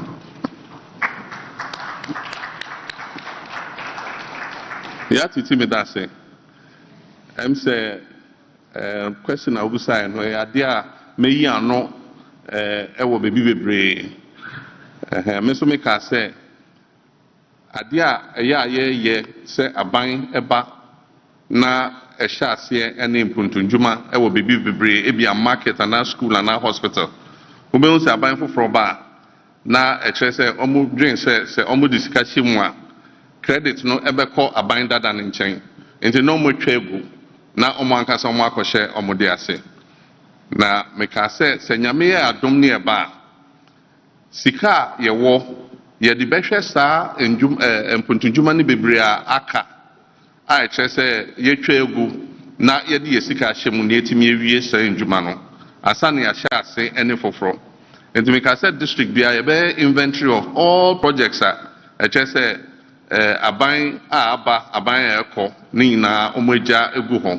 Na every year budget a yebe yi sika egu nchen just say ye de be wie sen djuma no into 4 years mewa ban mu a meye president no afibia ye de sika beto ho se ne be ya every district in djuma ewo ho a just say ye ja atun remu no ye de sika no ebeto aso na ye wie asani a sha se ne foforo because we call baby classroom block yen wie obehu na assembly aka say oh ye sha se ne classroom block foforo anka sika ye wono yen fa wie ne yen wie no ansani a sha se ene foforo enti no me no ya adwen say abandoned projects I was here hwe na ye na okaka ho ene taxes and levies ampa ohwe ade ba ko ama Ghana Kani na say ye favorite destination for investment. And it say na your taxes ne levies ewo form kakra. And so I think so there say senya aban ama the economy no ahwe ase no. IMF program omuko mu no.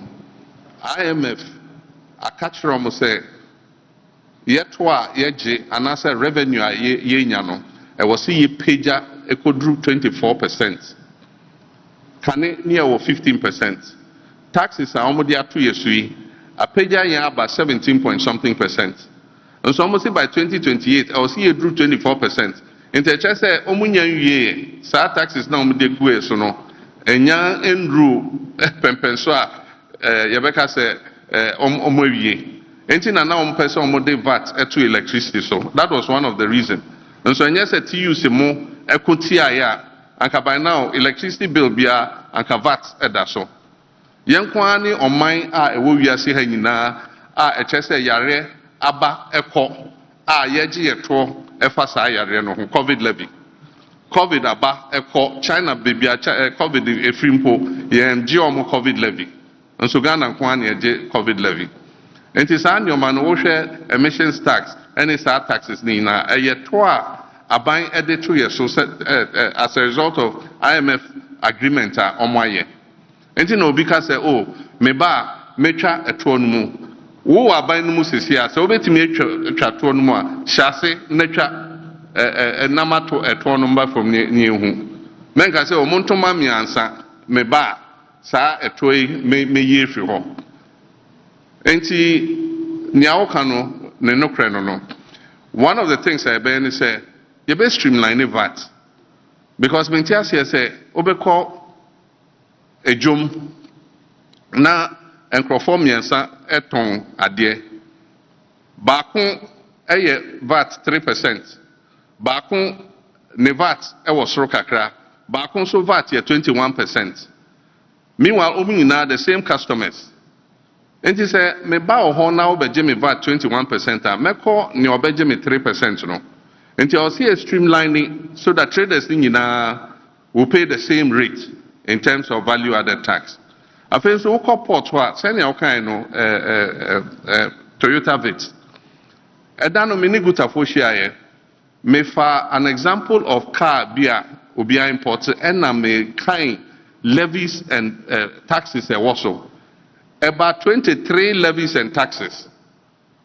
So what has a duty and it's an your manner and no you harmonized ECOWAS tariffs into duty no one to me. But the problem the levies and port charges are illegal. And then I say about we rationalize all those levies. The end say send from Kakra. But the major thing I was saying is we have to stabilize the currency because it don't affect BBR. One of the reasons Ankrofo and they said this week ubeko na currency no. Yes, Bank of Ghana say currency no exchange rate ni say. Into start one on the Bejo report.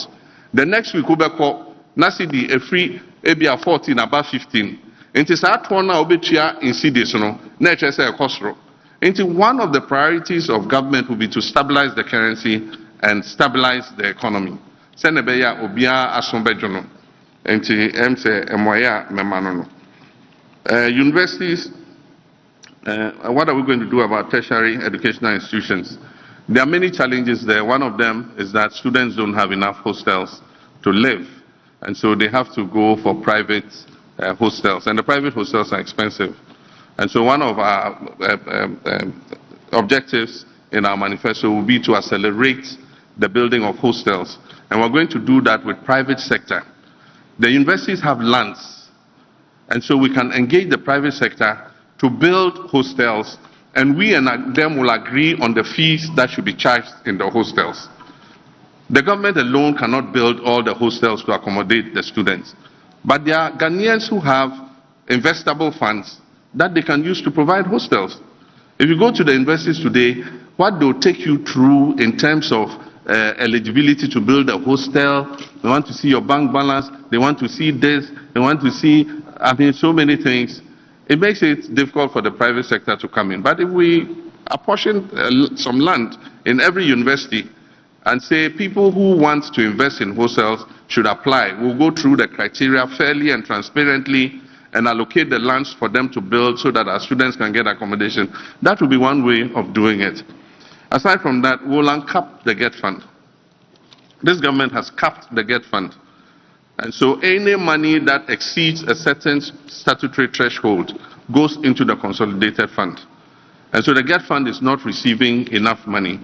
Apart from that, 60% of the GET fund has been collateralized with the Dachi bond. And so only 40% of a capped GET fund is available to continue projects. And so we'll uncap it and we'll liquefy the GET fund so that it's able to continue to do the work it's doing.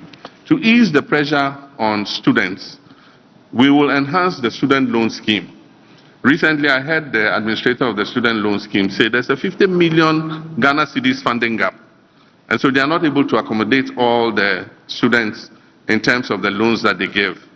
And so government must enhance the loan scheme so that the quantum is enough to be able to take the students through, but is also able to cover as many students who need that support as possible.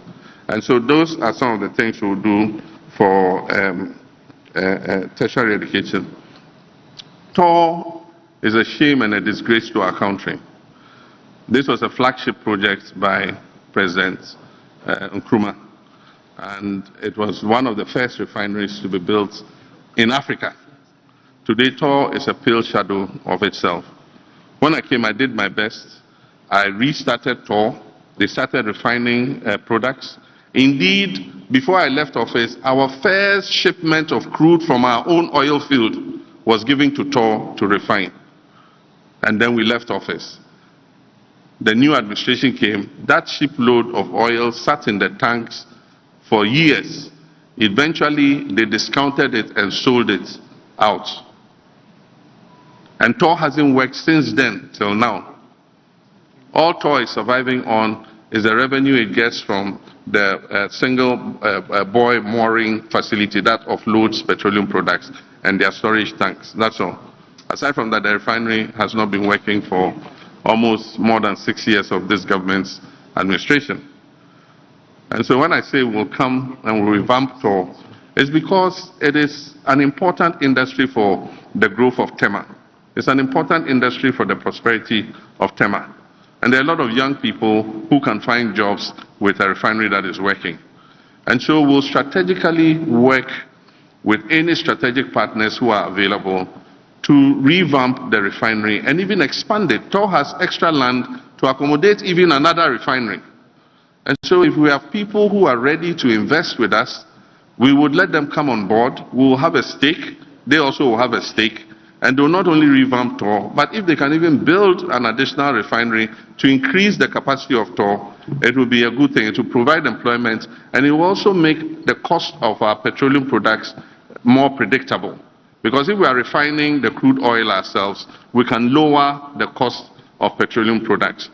But if we are importing from outside, we must accept whatever price we get on the international market. Fiber cuts. Yes, optic fiber got cut and the internet was disrupted. We have several submarine cables that provide service to Ghana. We don't know exactly what happened, but there was an undersea cut that affected the cables. And so they've been repaired now, and so we can have connectivity. But luckily, technology is always progressing. And so the cost of satellite internet has come down.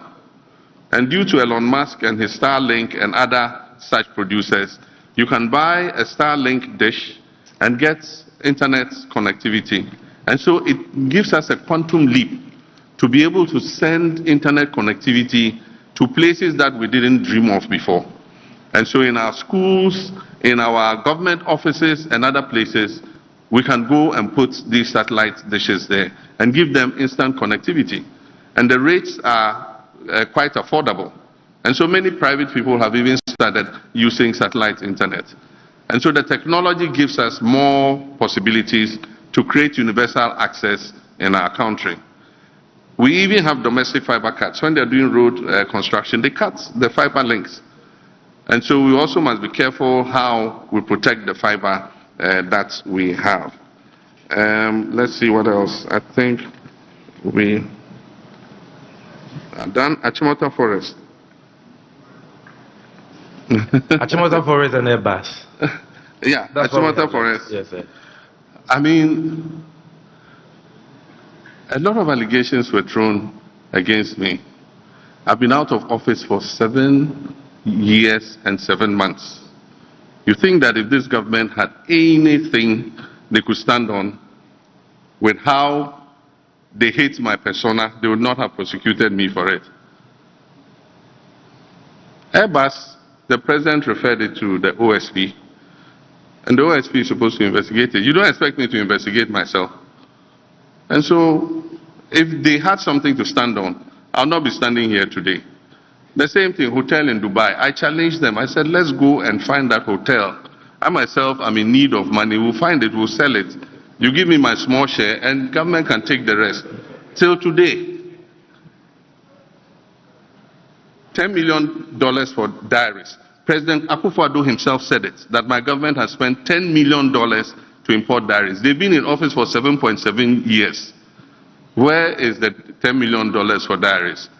And so I've challenged the MPP and the mudslinging and the lies they've told about me at every juncture to come up with proof of the allegations and prosecute me. I am an adherent of accountability. And I've said anybody who serves in public office should be prepared to be accountable. And that accountability must start with myself. And if they have any allegations that they could prove, they would have done so by now. It's just a political gimmick. When elections are coming, then they start raising all kinds of issues and all that kind of thing. But I remain focused. My commitment is to fight corruption. And if I come into office, I'll hold their administration to the high standard of accountability. And those who serve in my administration would also be measured by the same yardstick. Yes, Techino.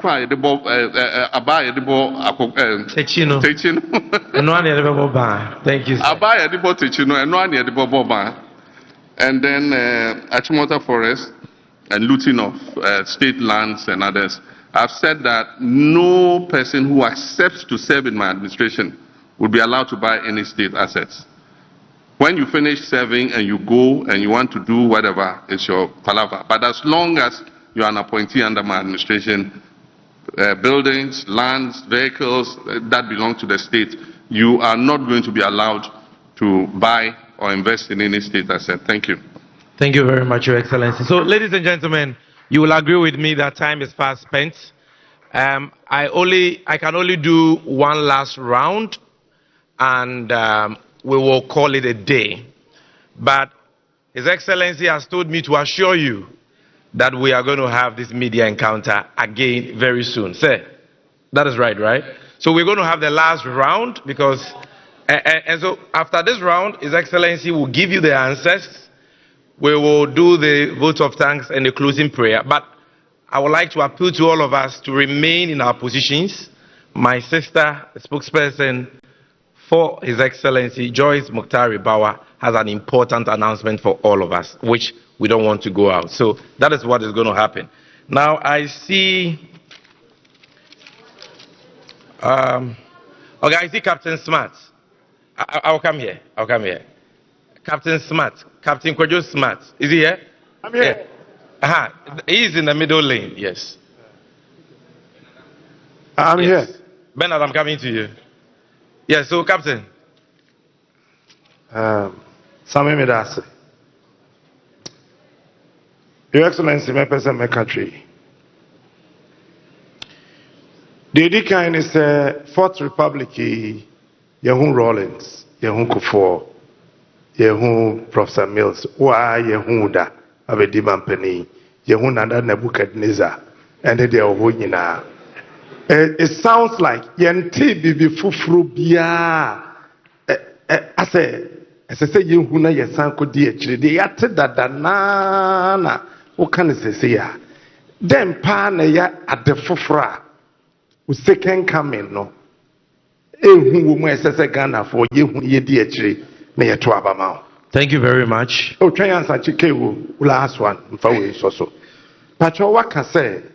What be move for no? Ubia and talk Ghana Japade. Now, one host is here on what to do. Obey one day. Now, if banks today good. Uba what they want license and the Bema one answer won't farm my own. But I say. Thank you. Kojo Yankson. I see somebody here. Kojo Yankson. I'm coming. Thank you. Do that. Your Excellency, if I may say, this is a very good idea, and I hope you do stick to your promise to keep having such events. My question, if you win in December, do you still intend to grant an amnesty to the repentant galamseyers? All right, thank you. Pakwesi Asare, you've had your hand up for a long time. Pakwesi Asare.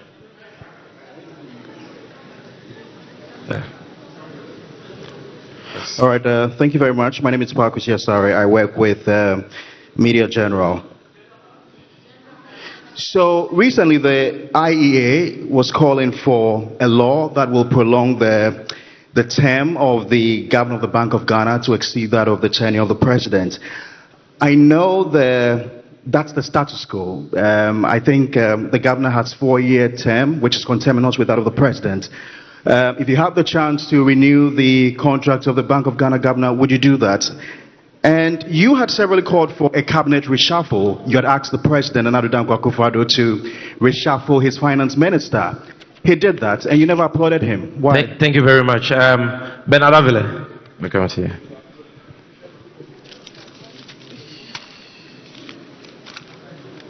Thank you very much, Sami. Thank you, Mr. President. I think there are two pending questions that were forgotten. The sports question and then the Umaru Sanda question on OSP. So my question is, you said that you can work with 60 ministers, which is interesting. The number of DCs has increased from 110 to 261. And it appears when districts are created, the EC also increases the constituency. So now we have 275. Those are also arms of government that are expensive. Now, while this is happening, the AMA had 9 districts created out of it in 2018 to 2019. So we are increasing districts. We are creating new districts even in AMA, but AMA has only 3 sub-metros. So the ability to raise revenue is also lower. So it's a 2-in-1 question.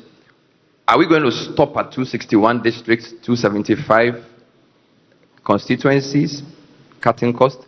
And within that same question, the issue of AMA becoming only 3 sub-metros, they can't raise enough revenue. So it's difficult to manage the city. You've spoken about building a new capital. Does that mean Accra is a lost cause? Thank you very much. Charles Okran of Daily Graphic. Charles Okran of Daily Graphic. Yes. Good evening, Your Excellency. Please, we've heard you talk about a lot of programs and policies, but we find ourselves under a very watertight IMF policy.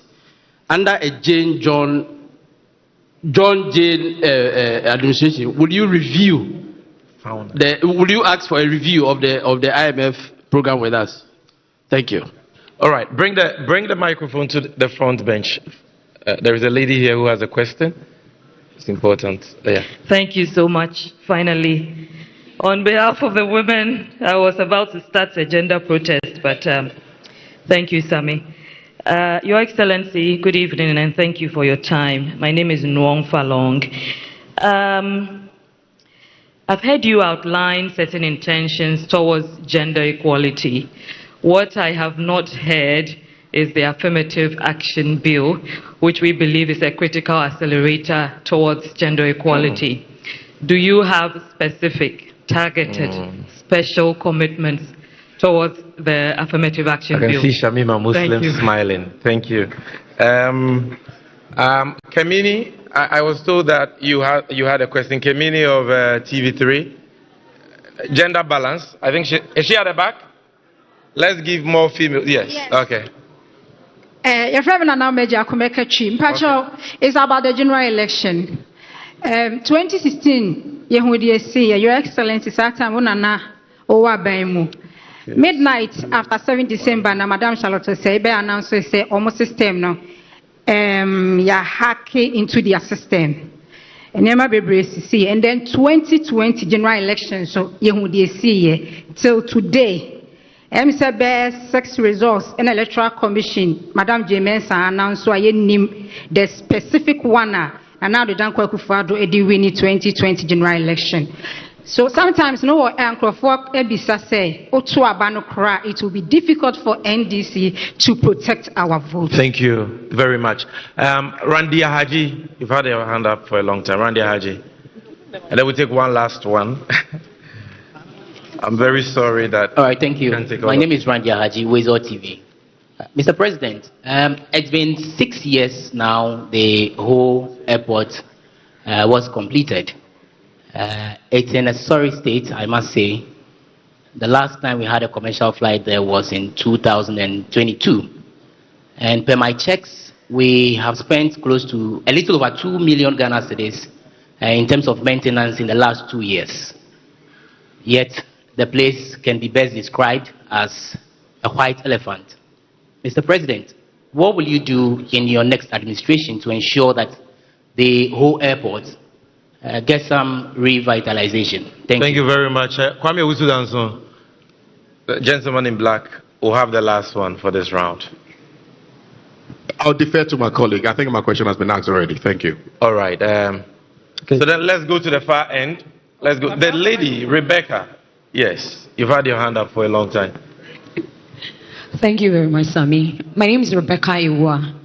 Your Excellency, please, should you win the 2024 election, what will be the measure that you will put in place to ensure that the people of Adan get their livelihoods back? I'm talking in relation to the issue where a single investor has been giving the whole Songo Lagoon and the people are deprived of their livelihoods and their brutalities, and freedom of the press is under attack. What exactly would you do to protect our natural resource should you come into power? Thank you very much. This brings us to the end of the questions segment.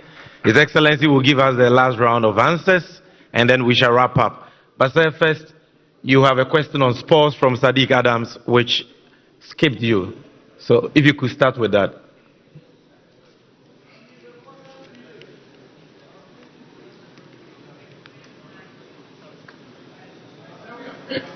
Men's good in the past. I'm sorry I missed the question on sports. And one was whether we intend to provide a world-class sports stadium. It says that we don't have a world-class standard sports stadium.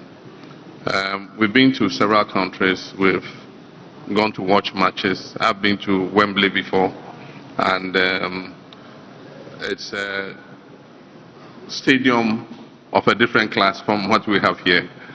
And often countries are energized to build this stadia if you bid to host something. It creates the opportunity because you know that you get returns on the investment when the tournament comes to your country.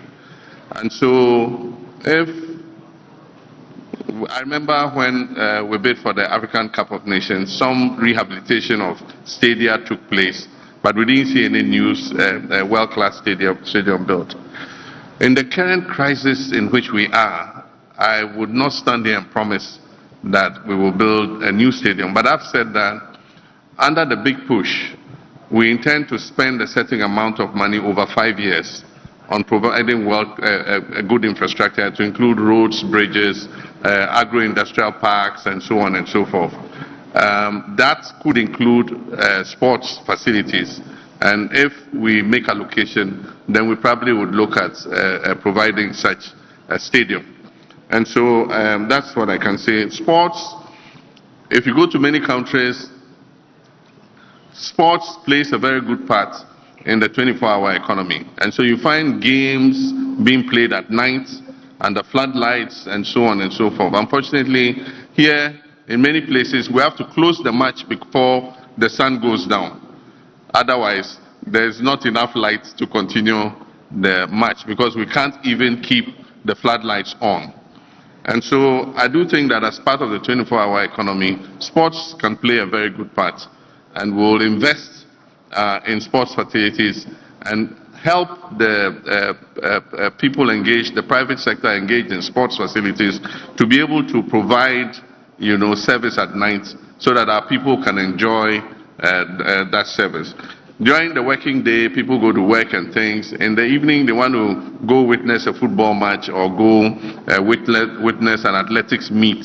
And we don't have exactly the facilities to sustain that. And so it's something that we will think about.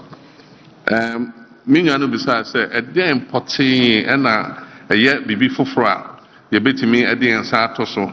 Say we ye ade a ebetimi asesa nyoma ama ye shebre Ghana for shebre asesa.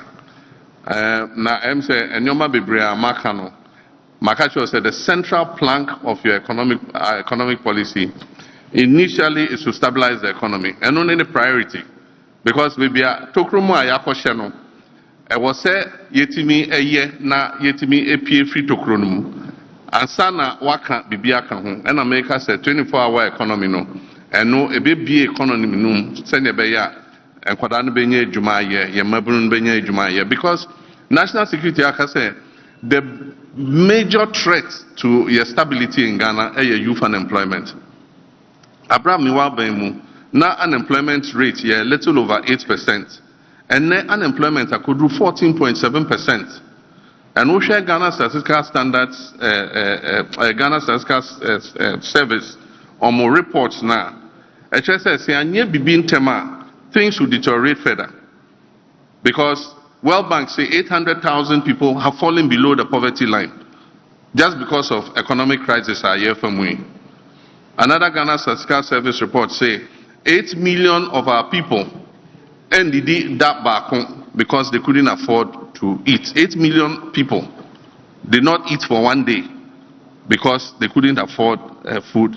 The major emergency I was say food inflation ever from. And the only way we can do is to say, Yankasa, Edriane a yedi no. I was say, Yankasa yedria oha, na yetwa na yenkrofotiminya food at affordable cost. Enti san yomani na ade metimi aka say ebeya ebema enyoma asesa amaye.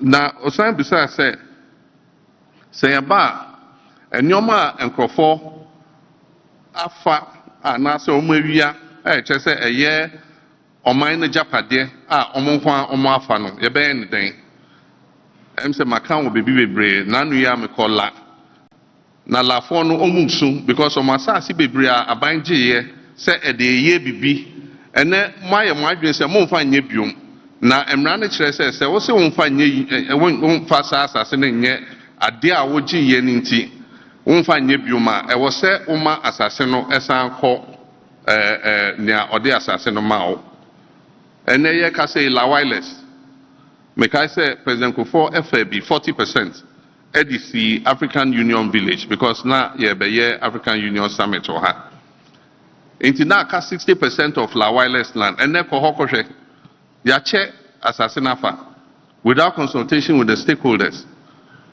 Make I say, Abra Professor Mills by International Students Hostel near Chedi in Afa. Professor Mills by or just assassin back, and then a honor foreign ministry. AC, assassin also na foreign ministry.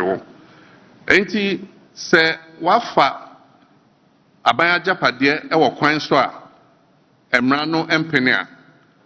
Yebesa are repossessing on behalf of the people of Ghana. And you know a commitment, I just say, may actually. Will I still give amnesty to people convicted for Galamsey? And my answer is yes. Because those who are in prison for Galamsey are not the actual perpetrators of Galamsey. The big kingpins are not in prison. Those who are in prison are the small boys that they employ to work on their Galamsey concessions. And so they are victims of circumstances. And so if we are coming with a new fight against Galamsey, let's start by giving them amnesty, let's bring them out, reform them, and do the things that will make them not go and do what they've done again. If somebody must be in prison, it's those district chief executives and ministers and others who are doing the Galamsey, not the people they are employing. The term of Bank of Ghana governor used to overlap the political season. It's a 4-year contract, but it depends on when the governor is appointed. And so if you remember, the last governor who was the governor in my time was Governor Isaku Nashiru. When I left office, Nashiru's term was still running. It was the same with Governor Akwa. His term overlapped government. It is only when Nashiru was forced to resign and a new governor was appointed that the term is becoming conterminous with the political season. But otherwise, really, it just says you have a 4-year contract. After 4 years, the contract is renewable. And so if a government comes into office and your contract has not expired, you continue as governor. And when the time comes and your contract is over, depending on your performance, your contract will be renewed. But if you are a governor who presided over a 60 billion loss, I wonder if you expect a contract extension. If you're a governor who printed 42 billion CDs and pumped it into the economy, pushed inflation to 54%, I wonder if you expect that you will get a contract extension. If you're a governor who in crisis decides that the best thing for a bank to do is to invest $250 million in a headquarters building, I don't know if you should have the expectation that your contract will be extended. And so I think that, yes, 4-year contract, but it must be based on the performance of the person or the individual who is in that office. Cabinet reshuffles are important because they enable you to bring fresh pair of hands into your government. And then somebody might not be performing in a certain sector. But if you reshuffle him and move him to another sector, you find that he finds his feet and performs better. So from time to time, a president might look at his cabinet and shift people around or drop some people and bring new people in. It is something that happens all over the world. We were advocating for the reshuffling of the finance minister because from as far back as 2019, we could predict what was going to happen. A finance minister comes into office and all he knows is to borrow on the international capital markets. And not only because that's all he knows, but also he benefits from the borrowing. Conflict of interest. His company, Data Bank, anytime government borrowed, received commissions on the borrowing. And so that was an incentive to borrow. So is it any surprise that in 6 years, this finance minister borrowed $13.5 billion from the Eurobond market? With all the projects and infrastructure I invested in my time in office, The total amount I borrowed from the Eurobond market in the 4 years was 3.5 billion.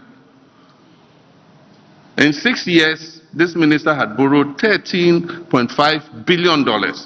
And that is what has put us in the situation in which we are. And if even that money had been put into productive use and infrastructure, we will not be sitting here and lamenting about this country. But most of that money went into consumption and into dubious projects that have brought no return to this country. And so if the president had reshuffled him earlier, we would not be in this mess that we are. MPP has very capable people. The only reason the president kept him in that office and refused to shuffle him is because he was his cousin. So you ask me, why haven't I congratulated the president for reshuffling the minister? The distraction has been done. In English, they say it's bolting the stable after the horses have escaped. When the man has finished kaputting the economy, you then remove him, and then you say, I should clap for you. I won't clap. I won't applaud him. He should have done that much earlier. Oforiatta should have been out of that office in 2019, not at the time that he made him leave. And so I think that's my comment on that. Increasing districts. That is part of the expenditure government has to bear. Bernard, unfortunately, it is provided for in the Constitution. And unfortunately, it has been misused by governments. A lot of the time, the motivation for splitting districts is to create additional constituencies. And so you find that districts have been split and become unviable because they are too small and do not have economic opportunity to be able to be viable as a district. There are many districts today whose only source of income is District Assembly's Common Fund. And so unfortunately, that is what has happened. I remember when I was a deputy minister, the districts were under 100, about 90 districts or 70 districts or something like that. Today we have 261. And there's no scientific basis for the division except gerrymandering. Because there are districts that are bigger that should have been divided, that are not divided. But districts that are smaller that should have been left as they are have been split and created into smaller districts, because then the party that wins in that district can have 2 constituencies instead of 1. So that is the case. Several districts that existed, constituencies that existed have been converted into districts. So in looking at the review of the Constitution, we must set some more stringent guidelines for the creation of districts. You know that now every traditional area wants a district. And so we're getting to the stage where every paramount chief wants his traditional area to be a district. Because I go around and traditional paramount chiefs are requesting districts for their traditional areas. That's not what it was meant to be. But if you look in the Constitution, the creation of regions is specified, and you must go through a process that requires consensus building. Unfortunately, it's not the same with districts. With regions, you must have a commission of inquiry, and the commission of inquiry must recommend, and when it has recommended, it must go for a referendum. 40% of the people in that region must vote, and 75% of them must say yes. And so if we do the constitutional review, we probably must look at making more stringent the creation of more districts. Because if we say it's just based on population and land size, where are we going to stop? Ghana today is 33 million people. It is predicted that by 2050 or 2030 something, we'll be 50 million people. And so if you say population is the driver, then by the time we are 50 million people, we'll have 600 districts. And so that is a major issue, and I agree with you that we should look at that. But I think that there are more opportunities for improving funding to districts. And one of the things that has been forgotten is the issue of property rates. If we collect property rates properly, we can raise money to improve social services in the districts. And so even though AMA has been split up into other districts, I mean, just look at the houses in Accra. Just look at the properties in Accra. Bernard, do you think that if these properties rates are collected properly, the districts will not have enough money to do the drains and do the roads and do everything? So one of the things we're going to do is to support the districts and enhance their capacity to collect their property rates. Because District Assembly's Common Fund was introduced, property rates are not collected the way they should. My father died and left his house. One day I got a frantic call. Brother John, come. They've come to paste a notice that they're going to sell the house. So I go there and I look at the notice. It says, what do they call it? Distress something, and that if we haven't paid, and so we're supposed to be taken to court, you know. Meanwhile, I said, but where is the property rate bill? We hadn't received property rate bill for almost 5 years. And so they had put the address there of the place where we should go. So I went there and I said, oh, you want to sell my father's house? And I don't know, we haven't received any bills. And the man said, oh, your bills, which one is that? The Tesano, He said, the bills are here. You haven't come for your bills. Oh, I should come for my property rate bill. He says, your bills are here. Look, you haven't paid. Of course, I don't want them to sell my father's house. So I collected the bills and I wrote a check for them. And that ended the story. But I'm saying that we must support the assemblies to be able to give out the bills timeously and collect the money. And we must value those properties properly. I mean, some of those properties, if you charge 5,000 cedis a year, I mean, they'll be willing to pay because the value of the house is worth millions. And so that could be a new source of funding for district assemblies. Accra is getting difficult to manage because of its size and population. And so the city is spreading beyond its limits. It makes it difficult to continue to provide social services to the city. And so I propose that we look at establishing a new city so that we can move some of the agencies out of the city in order to reduce the pressure on Accra. Can you imagine if Nigeria had not built Abuja today? Lagos would have been in gridlock. You will not be able to even walk in Lagos because it would have been shut down. So I said we must start thinking about creating a new city and moving some of the agencies and departments out of the city. But of course, we must connect the two cities with good transportation networks so that people can go back and forth. And aside from that, it gives us an opportunity to plan that city better and ease the gridlock in Accra. It is not an immediate project. I said I envisage that it will take about 20 years to complete, but we must start somewhere. And that's why I said we'll start the feasibility and planning in the 4 years that I'm president. Other people will come and begin to implement. And we have the opportunity because the Volta Lake and the river are there. There will be access to clean water. We can make it a smart city where the services are provided. There will be no kiosk and containers littered all over the place. We'll provide markets so that if you want to go to the market, there's a properly organized market and everything. There are supermarkets, there are schools, there are parks for recreation and all that.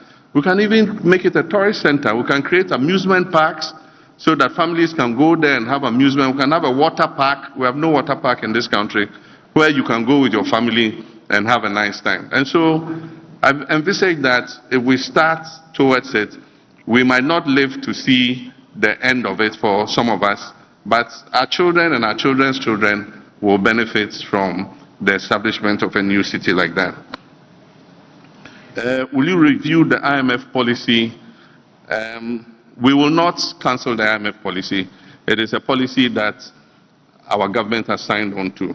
and they signed on behalf of government of Ghana. Indeed, when the crisis was reaching epic proportions, we actually asked them to go to the IMF for support because this economy was going to crash, and it would have crashed with severe consequences. And you remember, we will not go to the IMF. We will not go to the IMF today, tomorrow, or as long as we remain in power. We will not go to the IMF. We will not go to the IMF. Eventually, we told them that if you don't go to the IMF walking, you will go in an ambulance. And they ended up there in an ambulance. And so the conditionalities are more stringent than if we had gone earlier. And so, yes, we've landed in the IMF. We will work with the IMF. There are opportunities in the agreement for tweaking the agreement in some ways, not cancelling it. And so, as a new government that comes, we immediately have to say to the IMF, look at the conditionalities that we're giving and see how we can tweak them to suit our present circumstances. Things are clearer now, because at the time they signed the IMF agreement, the debt restructuring had not been concluded. Today, it has been concluded, even with the international bondholders. And so we have a more predictable trajectory about how our loans are going to have to be repaid. Even this year, we're supposed to pay $400 and something million of the debt. I don't know where government is going to get that money. We probably will use some of the money the IMF themselves are giving us to pay for it. And that will create problems for the city because we don't have the kind of injection of foreign currency that we should have. I'm committed to the affirmative action bill. The last time I met with the Speaker, I urged him to make sure that he passes it in his term as Speaker, and that the women of Ghana will be very grateful to him if he's able to pass the affirmative action bill before the life of this Parliament ends. Historically, it's one of the bills that has lasted the longest under consideration, and I think that the time has come for us to have an affirmative action bill. That one and the amendment to the Citizens Bill to allow our dual citizens to participate even in a greater way in the administration of this country. And so that bill too should be passed. The dual citizens should be amended to allow dual citizens to be able to participate. Those two bills are pending before Parliament, and I urge the Speaker to make sure that he passes them before the life of this Parliament ends. General elections, yes, I remember under Charlotte was saying, she announced that their website had been hacked, and so they should continue compiling the ballots with the manual system. And that's why we have a manual system and we have an electronic system. The electronic system makes tallying faster, but it does, even though it goes ahead and makes it faster, the manual system must also conclude before the elections are declared, because eventually the pink sheets are the name of the game.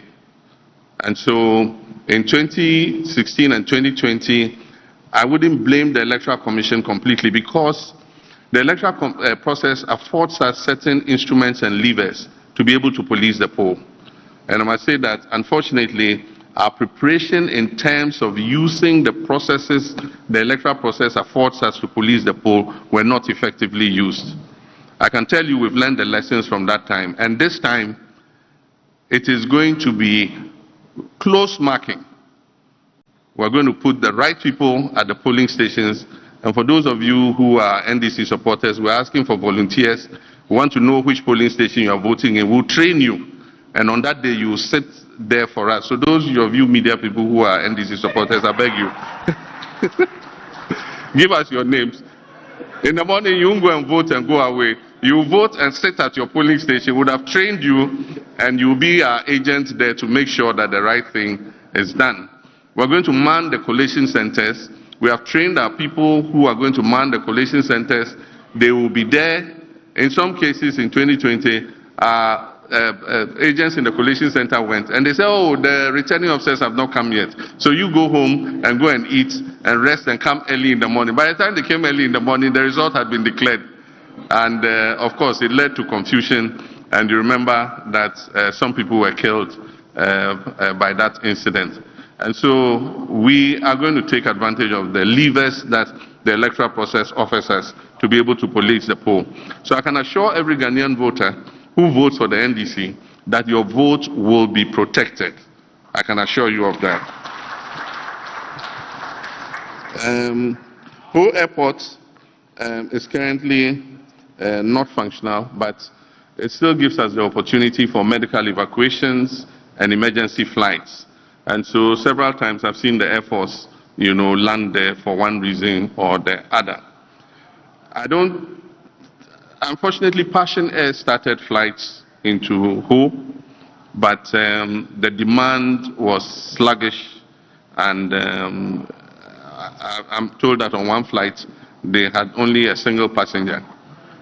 And so it was not sustainable at the time. But I don't think we should give up.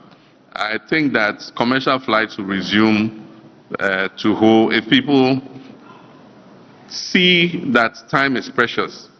And instead of driving that length of time, 3 hours to Volta region, you probably are better off just flying 20 minutes and arriving on time. And so I do think some things can be done. But I also know that a group is intending to set up a pilot training school at the Ho Airport of international standard and bring student pilots from all over Africa and Ghanaian students to train as pilots. That would be a useful use of the airport. There are many ancillary activities that we can do, like aircraft maintenance. We can put aircraft hangars there so that aircrafts that need maintenance can come there and maintain. And so it will still be a useful facility, and we will encourage the private sector to make use of it. After all, we built the facility, and so we just have to encourage and entice the private sector to take advantage of it. And the final question was on Ada Songo Lagoon. I don't know the processes that were used for the award of that concession, but I think that is something worth looking at. I know that there was resistance from the people, and a journalist in the local media station was brutalized and harassed, and I hear he eventually died. And so it's something that we should look at. What processes were used? What is the effect of on the livelihoods of the people? Because that has been a very controversial issue. I remember that there was a company before, Vacuum Salt, that did the same thing. There were run-ins with the people, and eventually the PNDC had to come in and streamline things. So I really don't know what has happened in this case, but of course if we come, we'll take a look at it and see what amelioration is possible in that regard. When I spoke about taxes, I was told that I was not very clear. There are some nuisance taxes. I thought that when I mentioned COVID levy, you would all have assumed that I said we'll take the COVID levy off. We are the only country that is still punishing our people for a pandemic that has passed. And so I think that there are other revenue sources that we can use other than the COVID levy. Aside from that e-levy, with all the noise that was made, the revenue that is coming in is 1 billion cedis. And why would you punish people who want to use electronic means of payment only to bring in 1 billion cedis and prevent them from doing so? And it hasn't brought in the required cash because Ghanaians are cashing out. Because why should I go and use Momo to pay? I pay a 1% transaction fee, then I pay another 1.5% COVID levy. So I pay 2.5%. But my colleague who uses cash to pay does not pay any tax. And so I'll also cash out the money from my Momo wallet and I'll go and buy what I want. And that is why e-levy is not performing.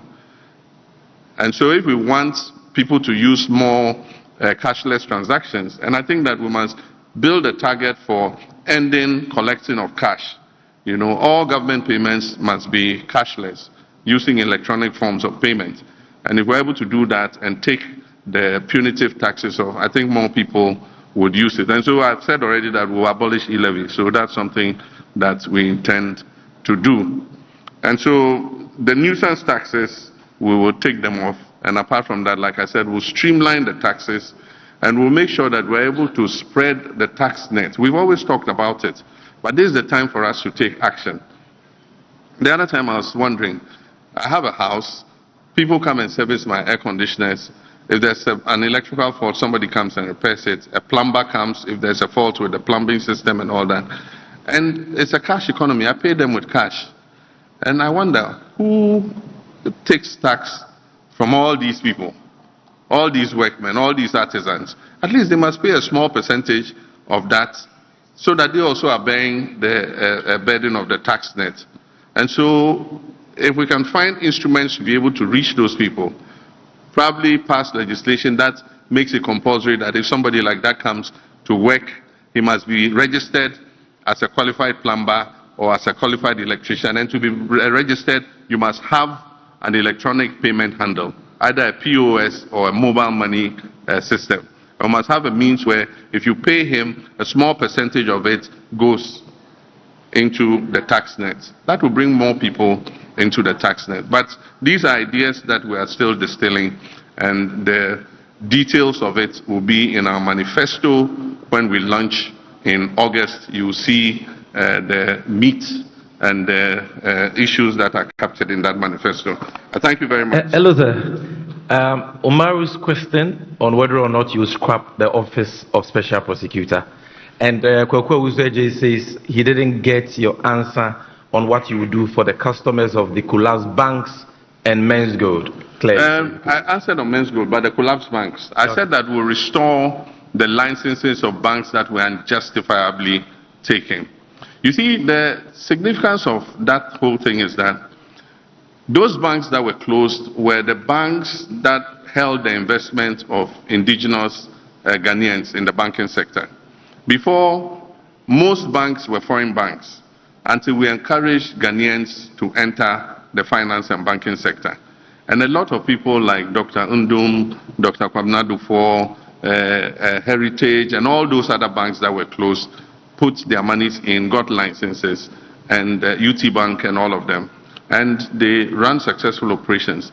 You see, those banks were the banks in the riskier end of the market because they were the ones doing SME lending. And SME lending is the most risky part of the banking sector. The foreign banks lend to big customers, the Unilevers of this world and big customers like that. And those lendings are not risky because the establishments are known and they know that they'll get their money back. And so you could expect that definitely the banks that were working in the SME sector, which is the riskier end of the market, will have liquidity problems based on bad debt and all that. But the answer was not to clean them out, shut them down, throw more than 10,000 banking professionals onto the streets, and incur a debt of 25 billion Ghana cedis when you could have resolved the matter with less than 5 billion. Because the reason for which they were closed was that they should increase their reserve requirement to 400 million. And so if 10 banks were closed, 400 million is 4 billion. So why couldn't Bank of Ghana give liquidity support to those banks, put them under administration, and make sure that they pay down the equity every year until they are able to repay the liquidity support? It was done in the case of, I think, the Bank of Scotland also. The British government knew the bank was going down. They gave them a liquidity injection and took equity in proportion to the liquidity they gave them. Today, that bank has fully paid. It's one of the strongest banks that you can find in England.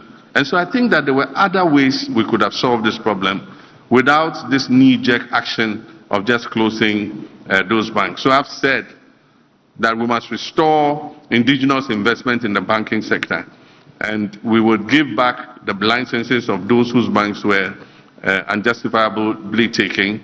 There might be financial implications to it, but we must be prepared to bear those financial implications, because when government does wrong, it must restitute. And so I think that these are things that would look at with regards to the banking sector. Apart from that, not every bank must be a Class A bank. And so you can't say every bank must have a reserve ratio of 400 million, because they lend to different segments of the market. There are banks that are lending to small communities, and their reserve requirement should not be 400 million. Why do you need 400 million to establish a bank that is catering to a certain segment of the market? And so we'll have a tiered banking structure. For the small banks, Class C banks that lend to the SME sector, 80 million cedis or 100 million cedis is enough for them to operate. For the medium-scale banks, 200 million cedis, 300 million cedis is enough for them to operate. And then for the Class A banks, the big banks, we can raise the reserve requirement even higher. So I think that that is what we need to look at. OSP, whether will you scrap it or not? Why would I scrap the office of the OSP? I won't. Thank you, sir. It is an addition to anti-corruption fights. And indeed, the people who set up the OSP office today are the ones trying to remove the special prosecutor. And they are the ones who are insulting the special prosecutor more than anybody else. And so the special prosecutor is doing his job. And I expect that if we remove political interference in his work, that office can be more, efficient. Today, cases that the special prosecutor took up, I mean, one cannot understand what is happening. You see what happened between the special prosecutor and Yoko. The docket has been sent to Yoko. Yoko said we haven't received any document and all that and all that. And so the case has been left to die. Today, the $1 million something under the bed case is effectively dead. And don't think that it died because justice prevailed. It died because of political interference.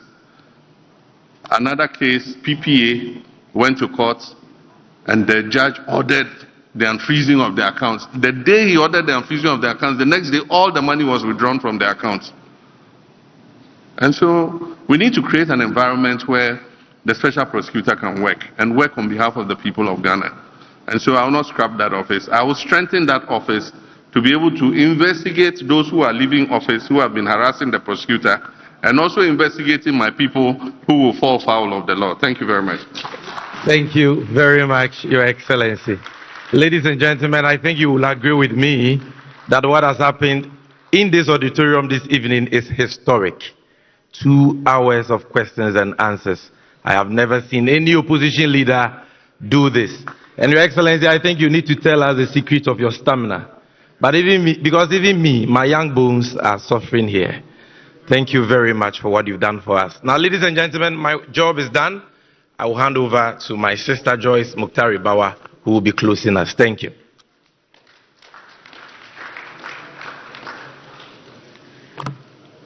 Thank you very, very much, everybody. Thank you to our distinguished guests, ladies and gentlemen, our friends from the media, event PR, our fantastic ladies and gentlemen from the greatest political party in the history of this country, the National Democratic Congress. And of course, to our lovely, amazing, accomplished running mate, Professor Nana Jane Opoku-Agyeman. Thank you so much for making time to join us this evening. And yes, to all the cameramen, to the JM bloggers, and all you wonderful people who have made the last 3 hours such an illuminating experience. We are indeed very grateful. To my boss, my favorite gentleman, affable, kind, warm, knowledgeable, full of wisdom. Thank you so much for the enthusiasm, for your energy, sir. And yes, for responding to each and every question that you received tonight. And hopefully, all of our brothers and sisters here will indeed put you to strict proof tomorrow morning as the clock starts and everybody starts to ask questions. We will all be available to answer any other questions you have and whatever clarifications you seek. So on behalf of all of us here at the NDC, at the Office of the Flag Bearer, I bid you all safe journeys to your homes and Godspeed, and to say that we are very, very grateful to you, each and every one of you, for making the time.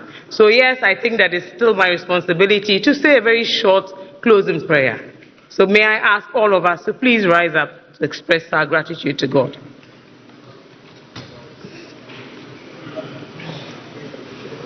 Heavenly Father, we thank you for such a wonderful evening.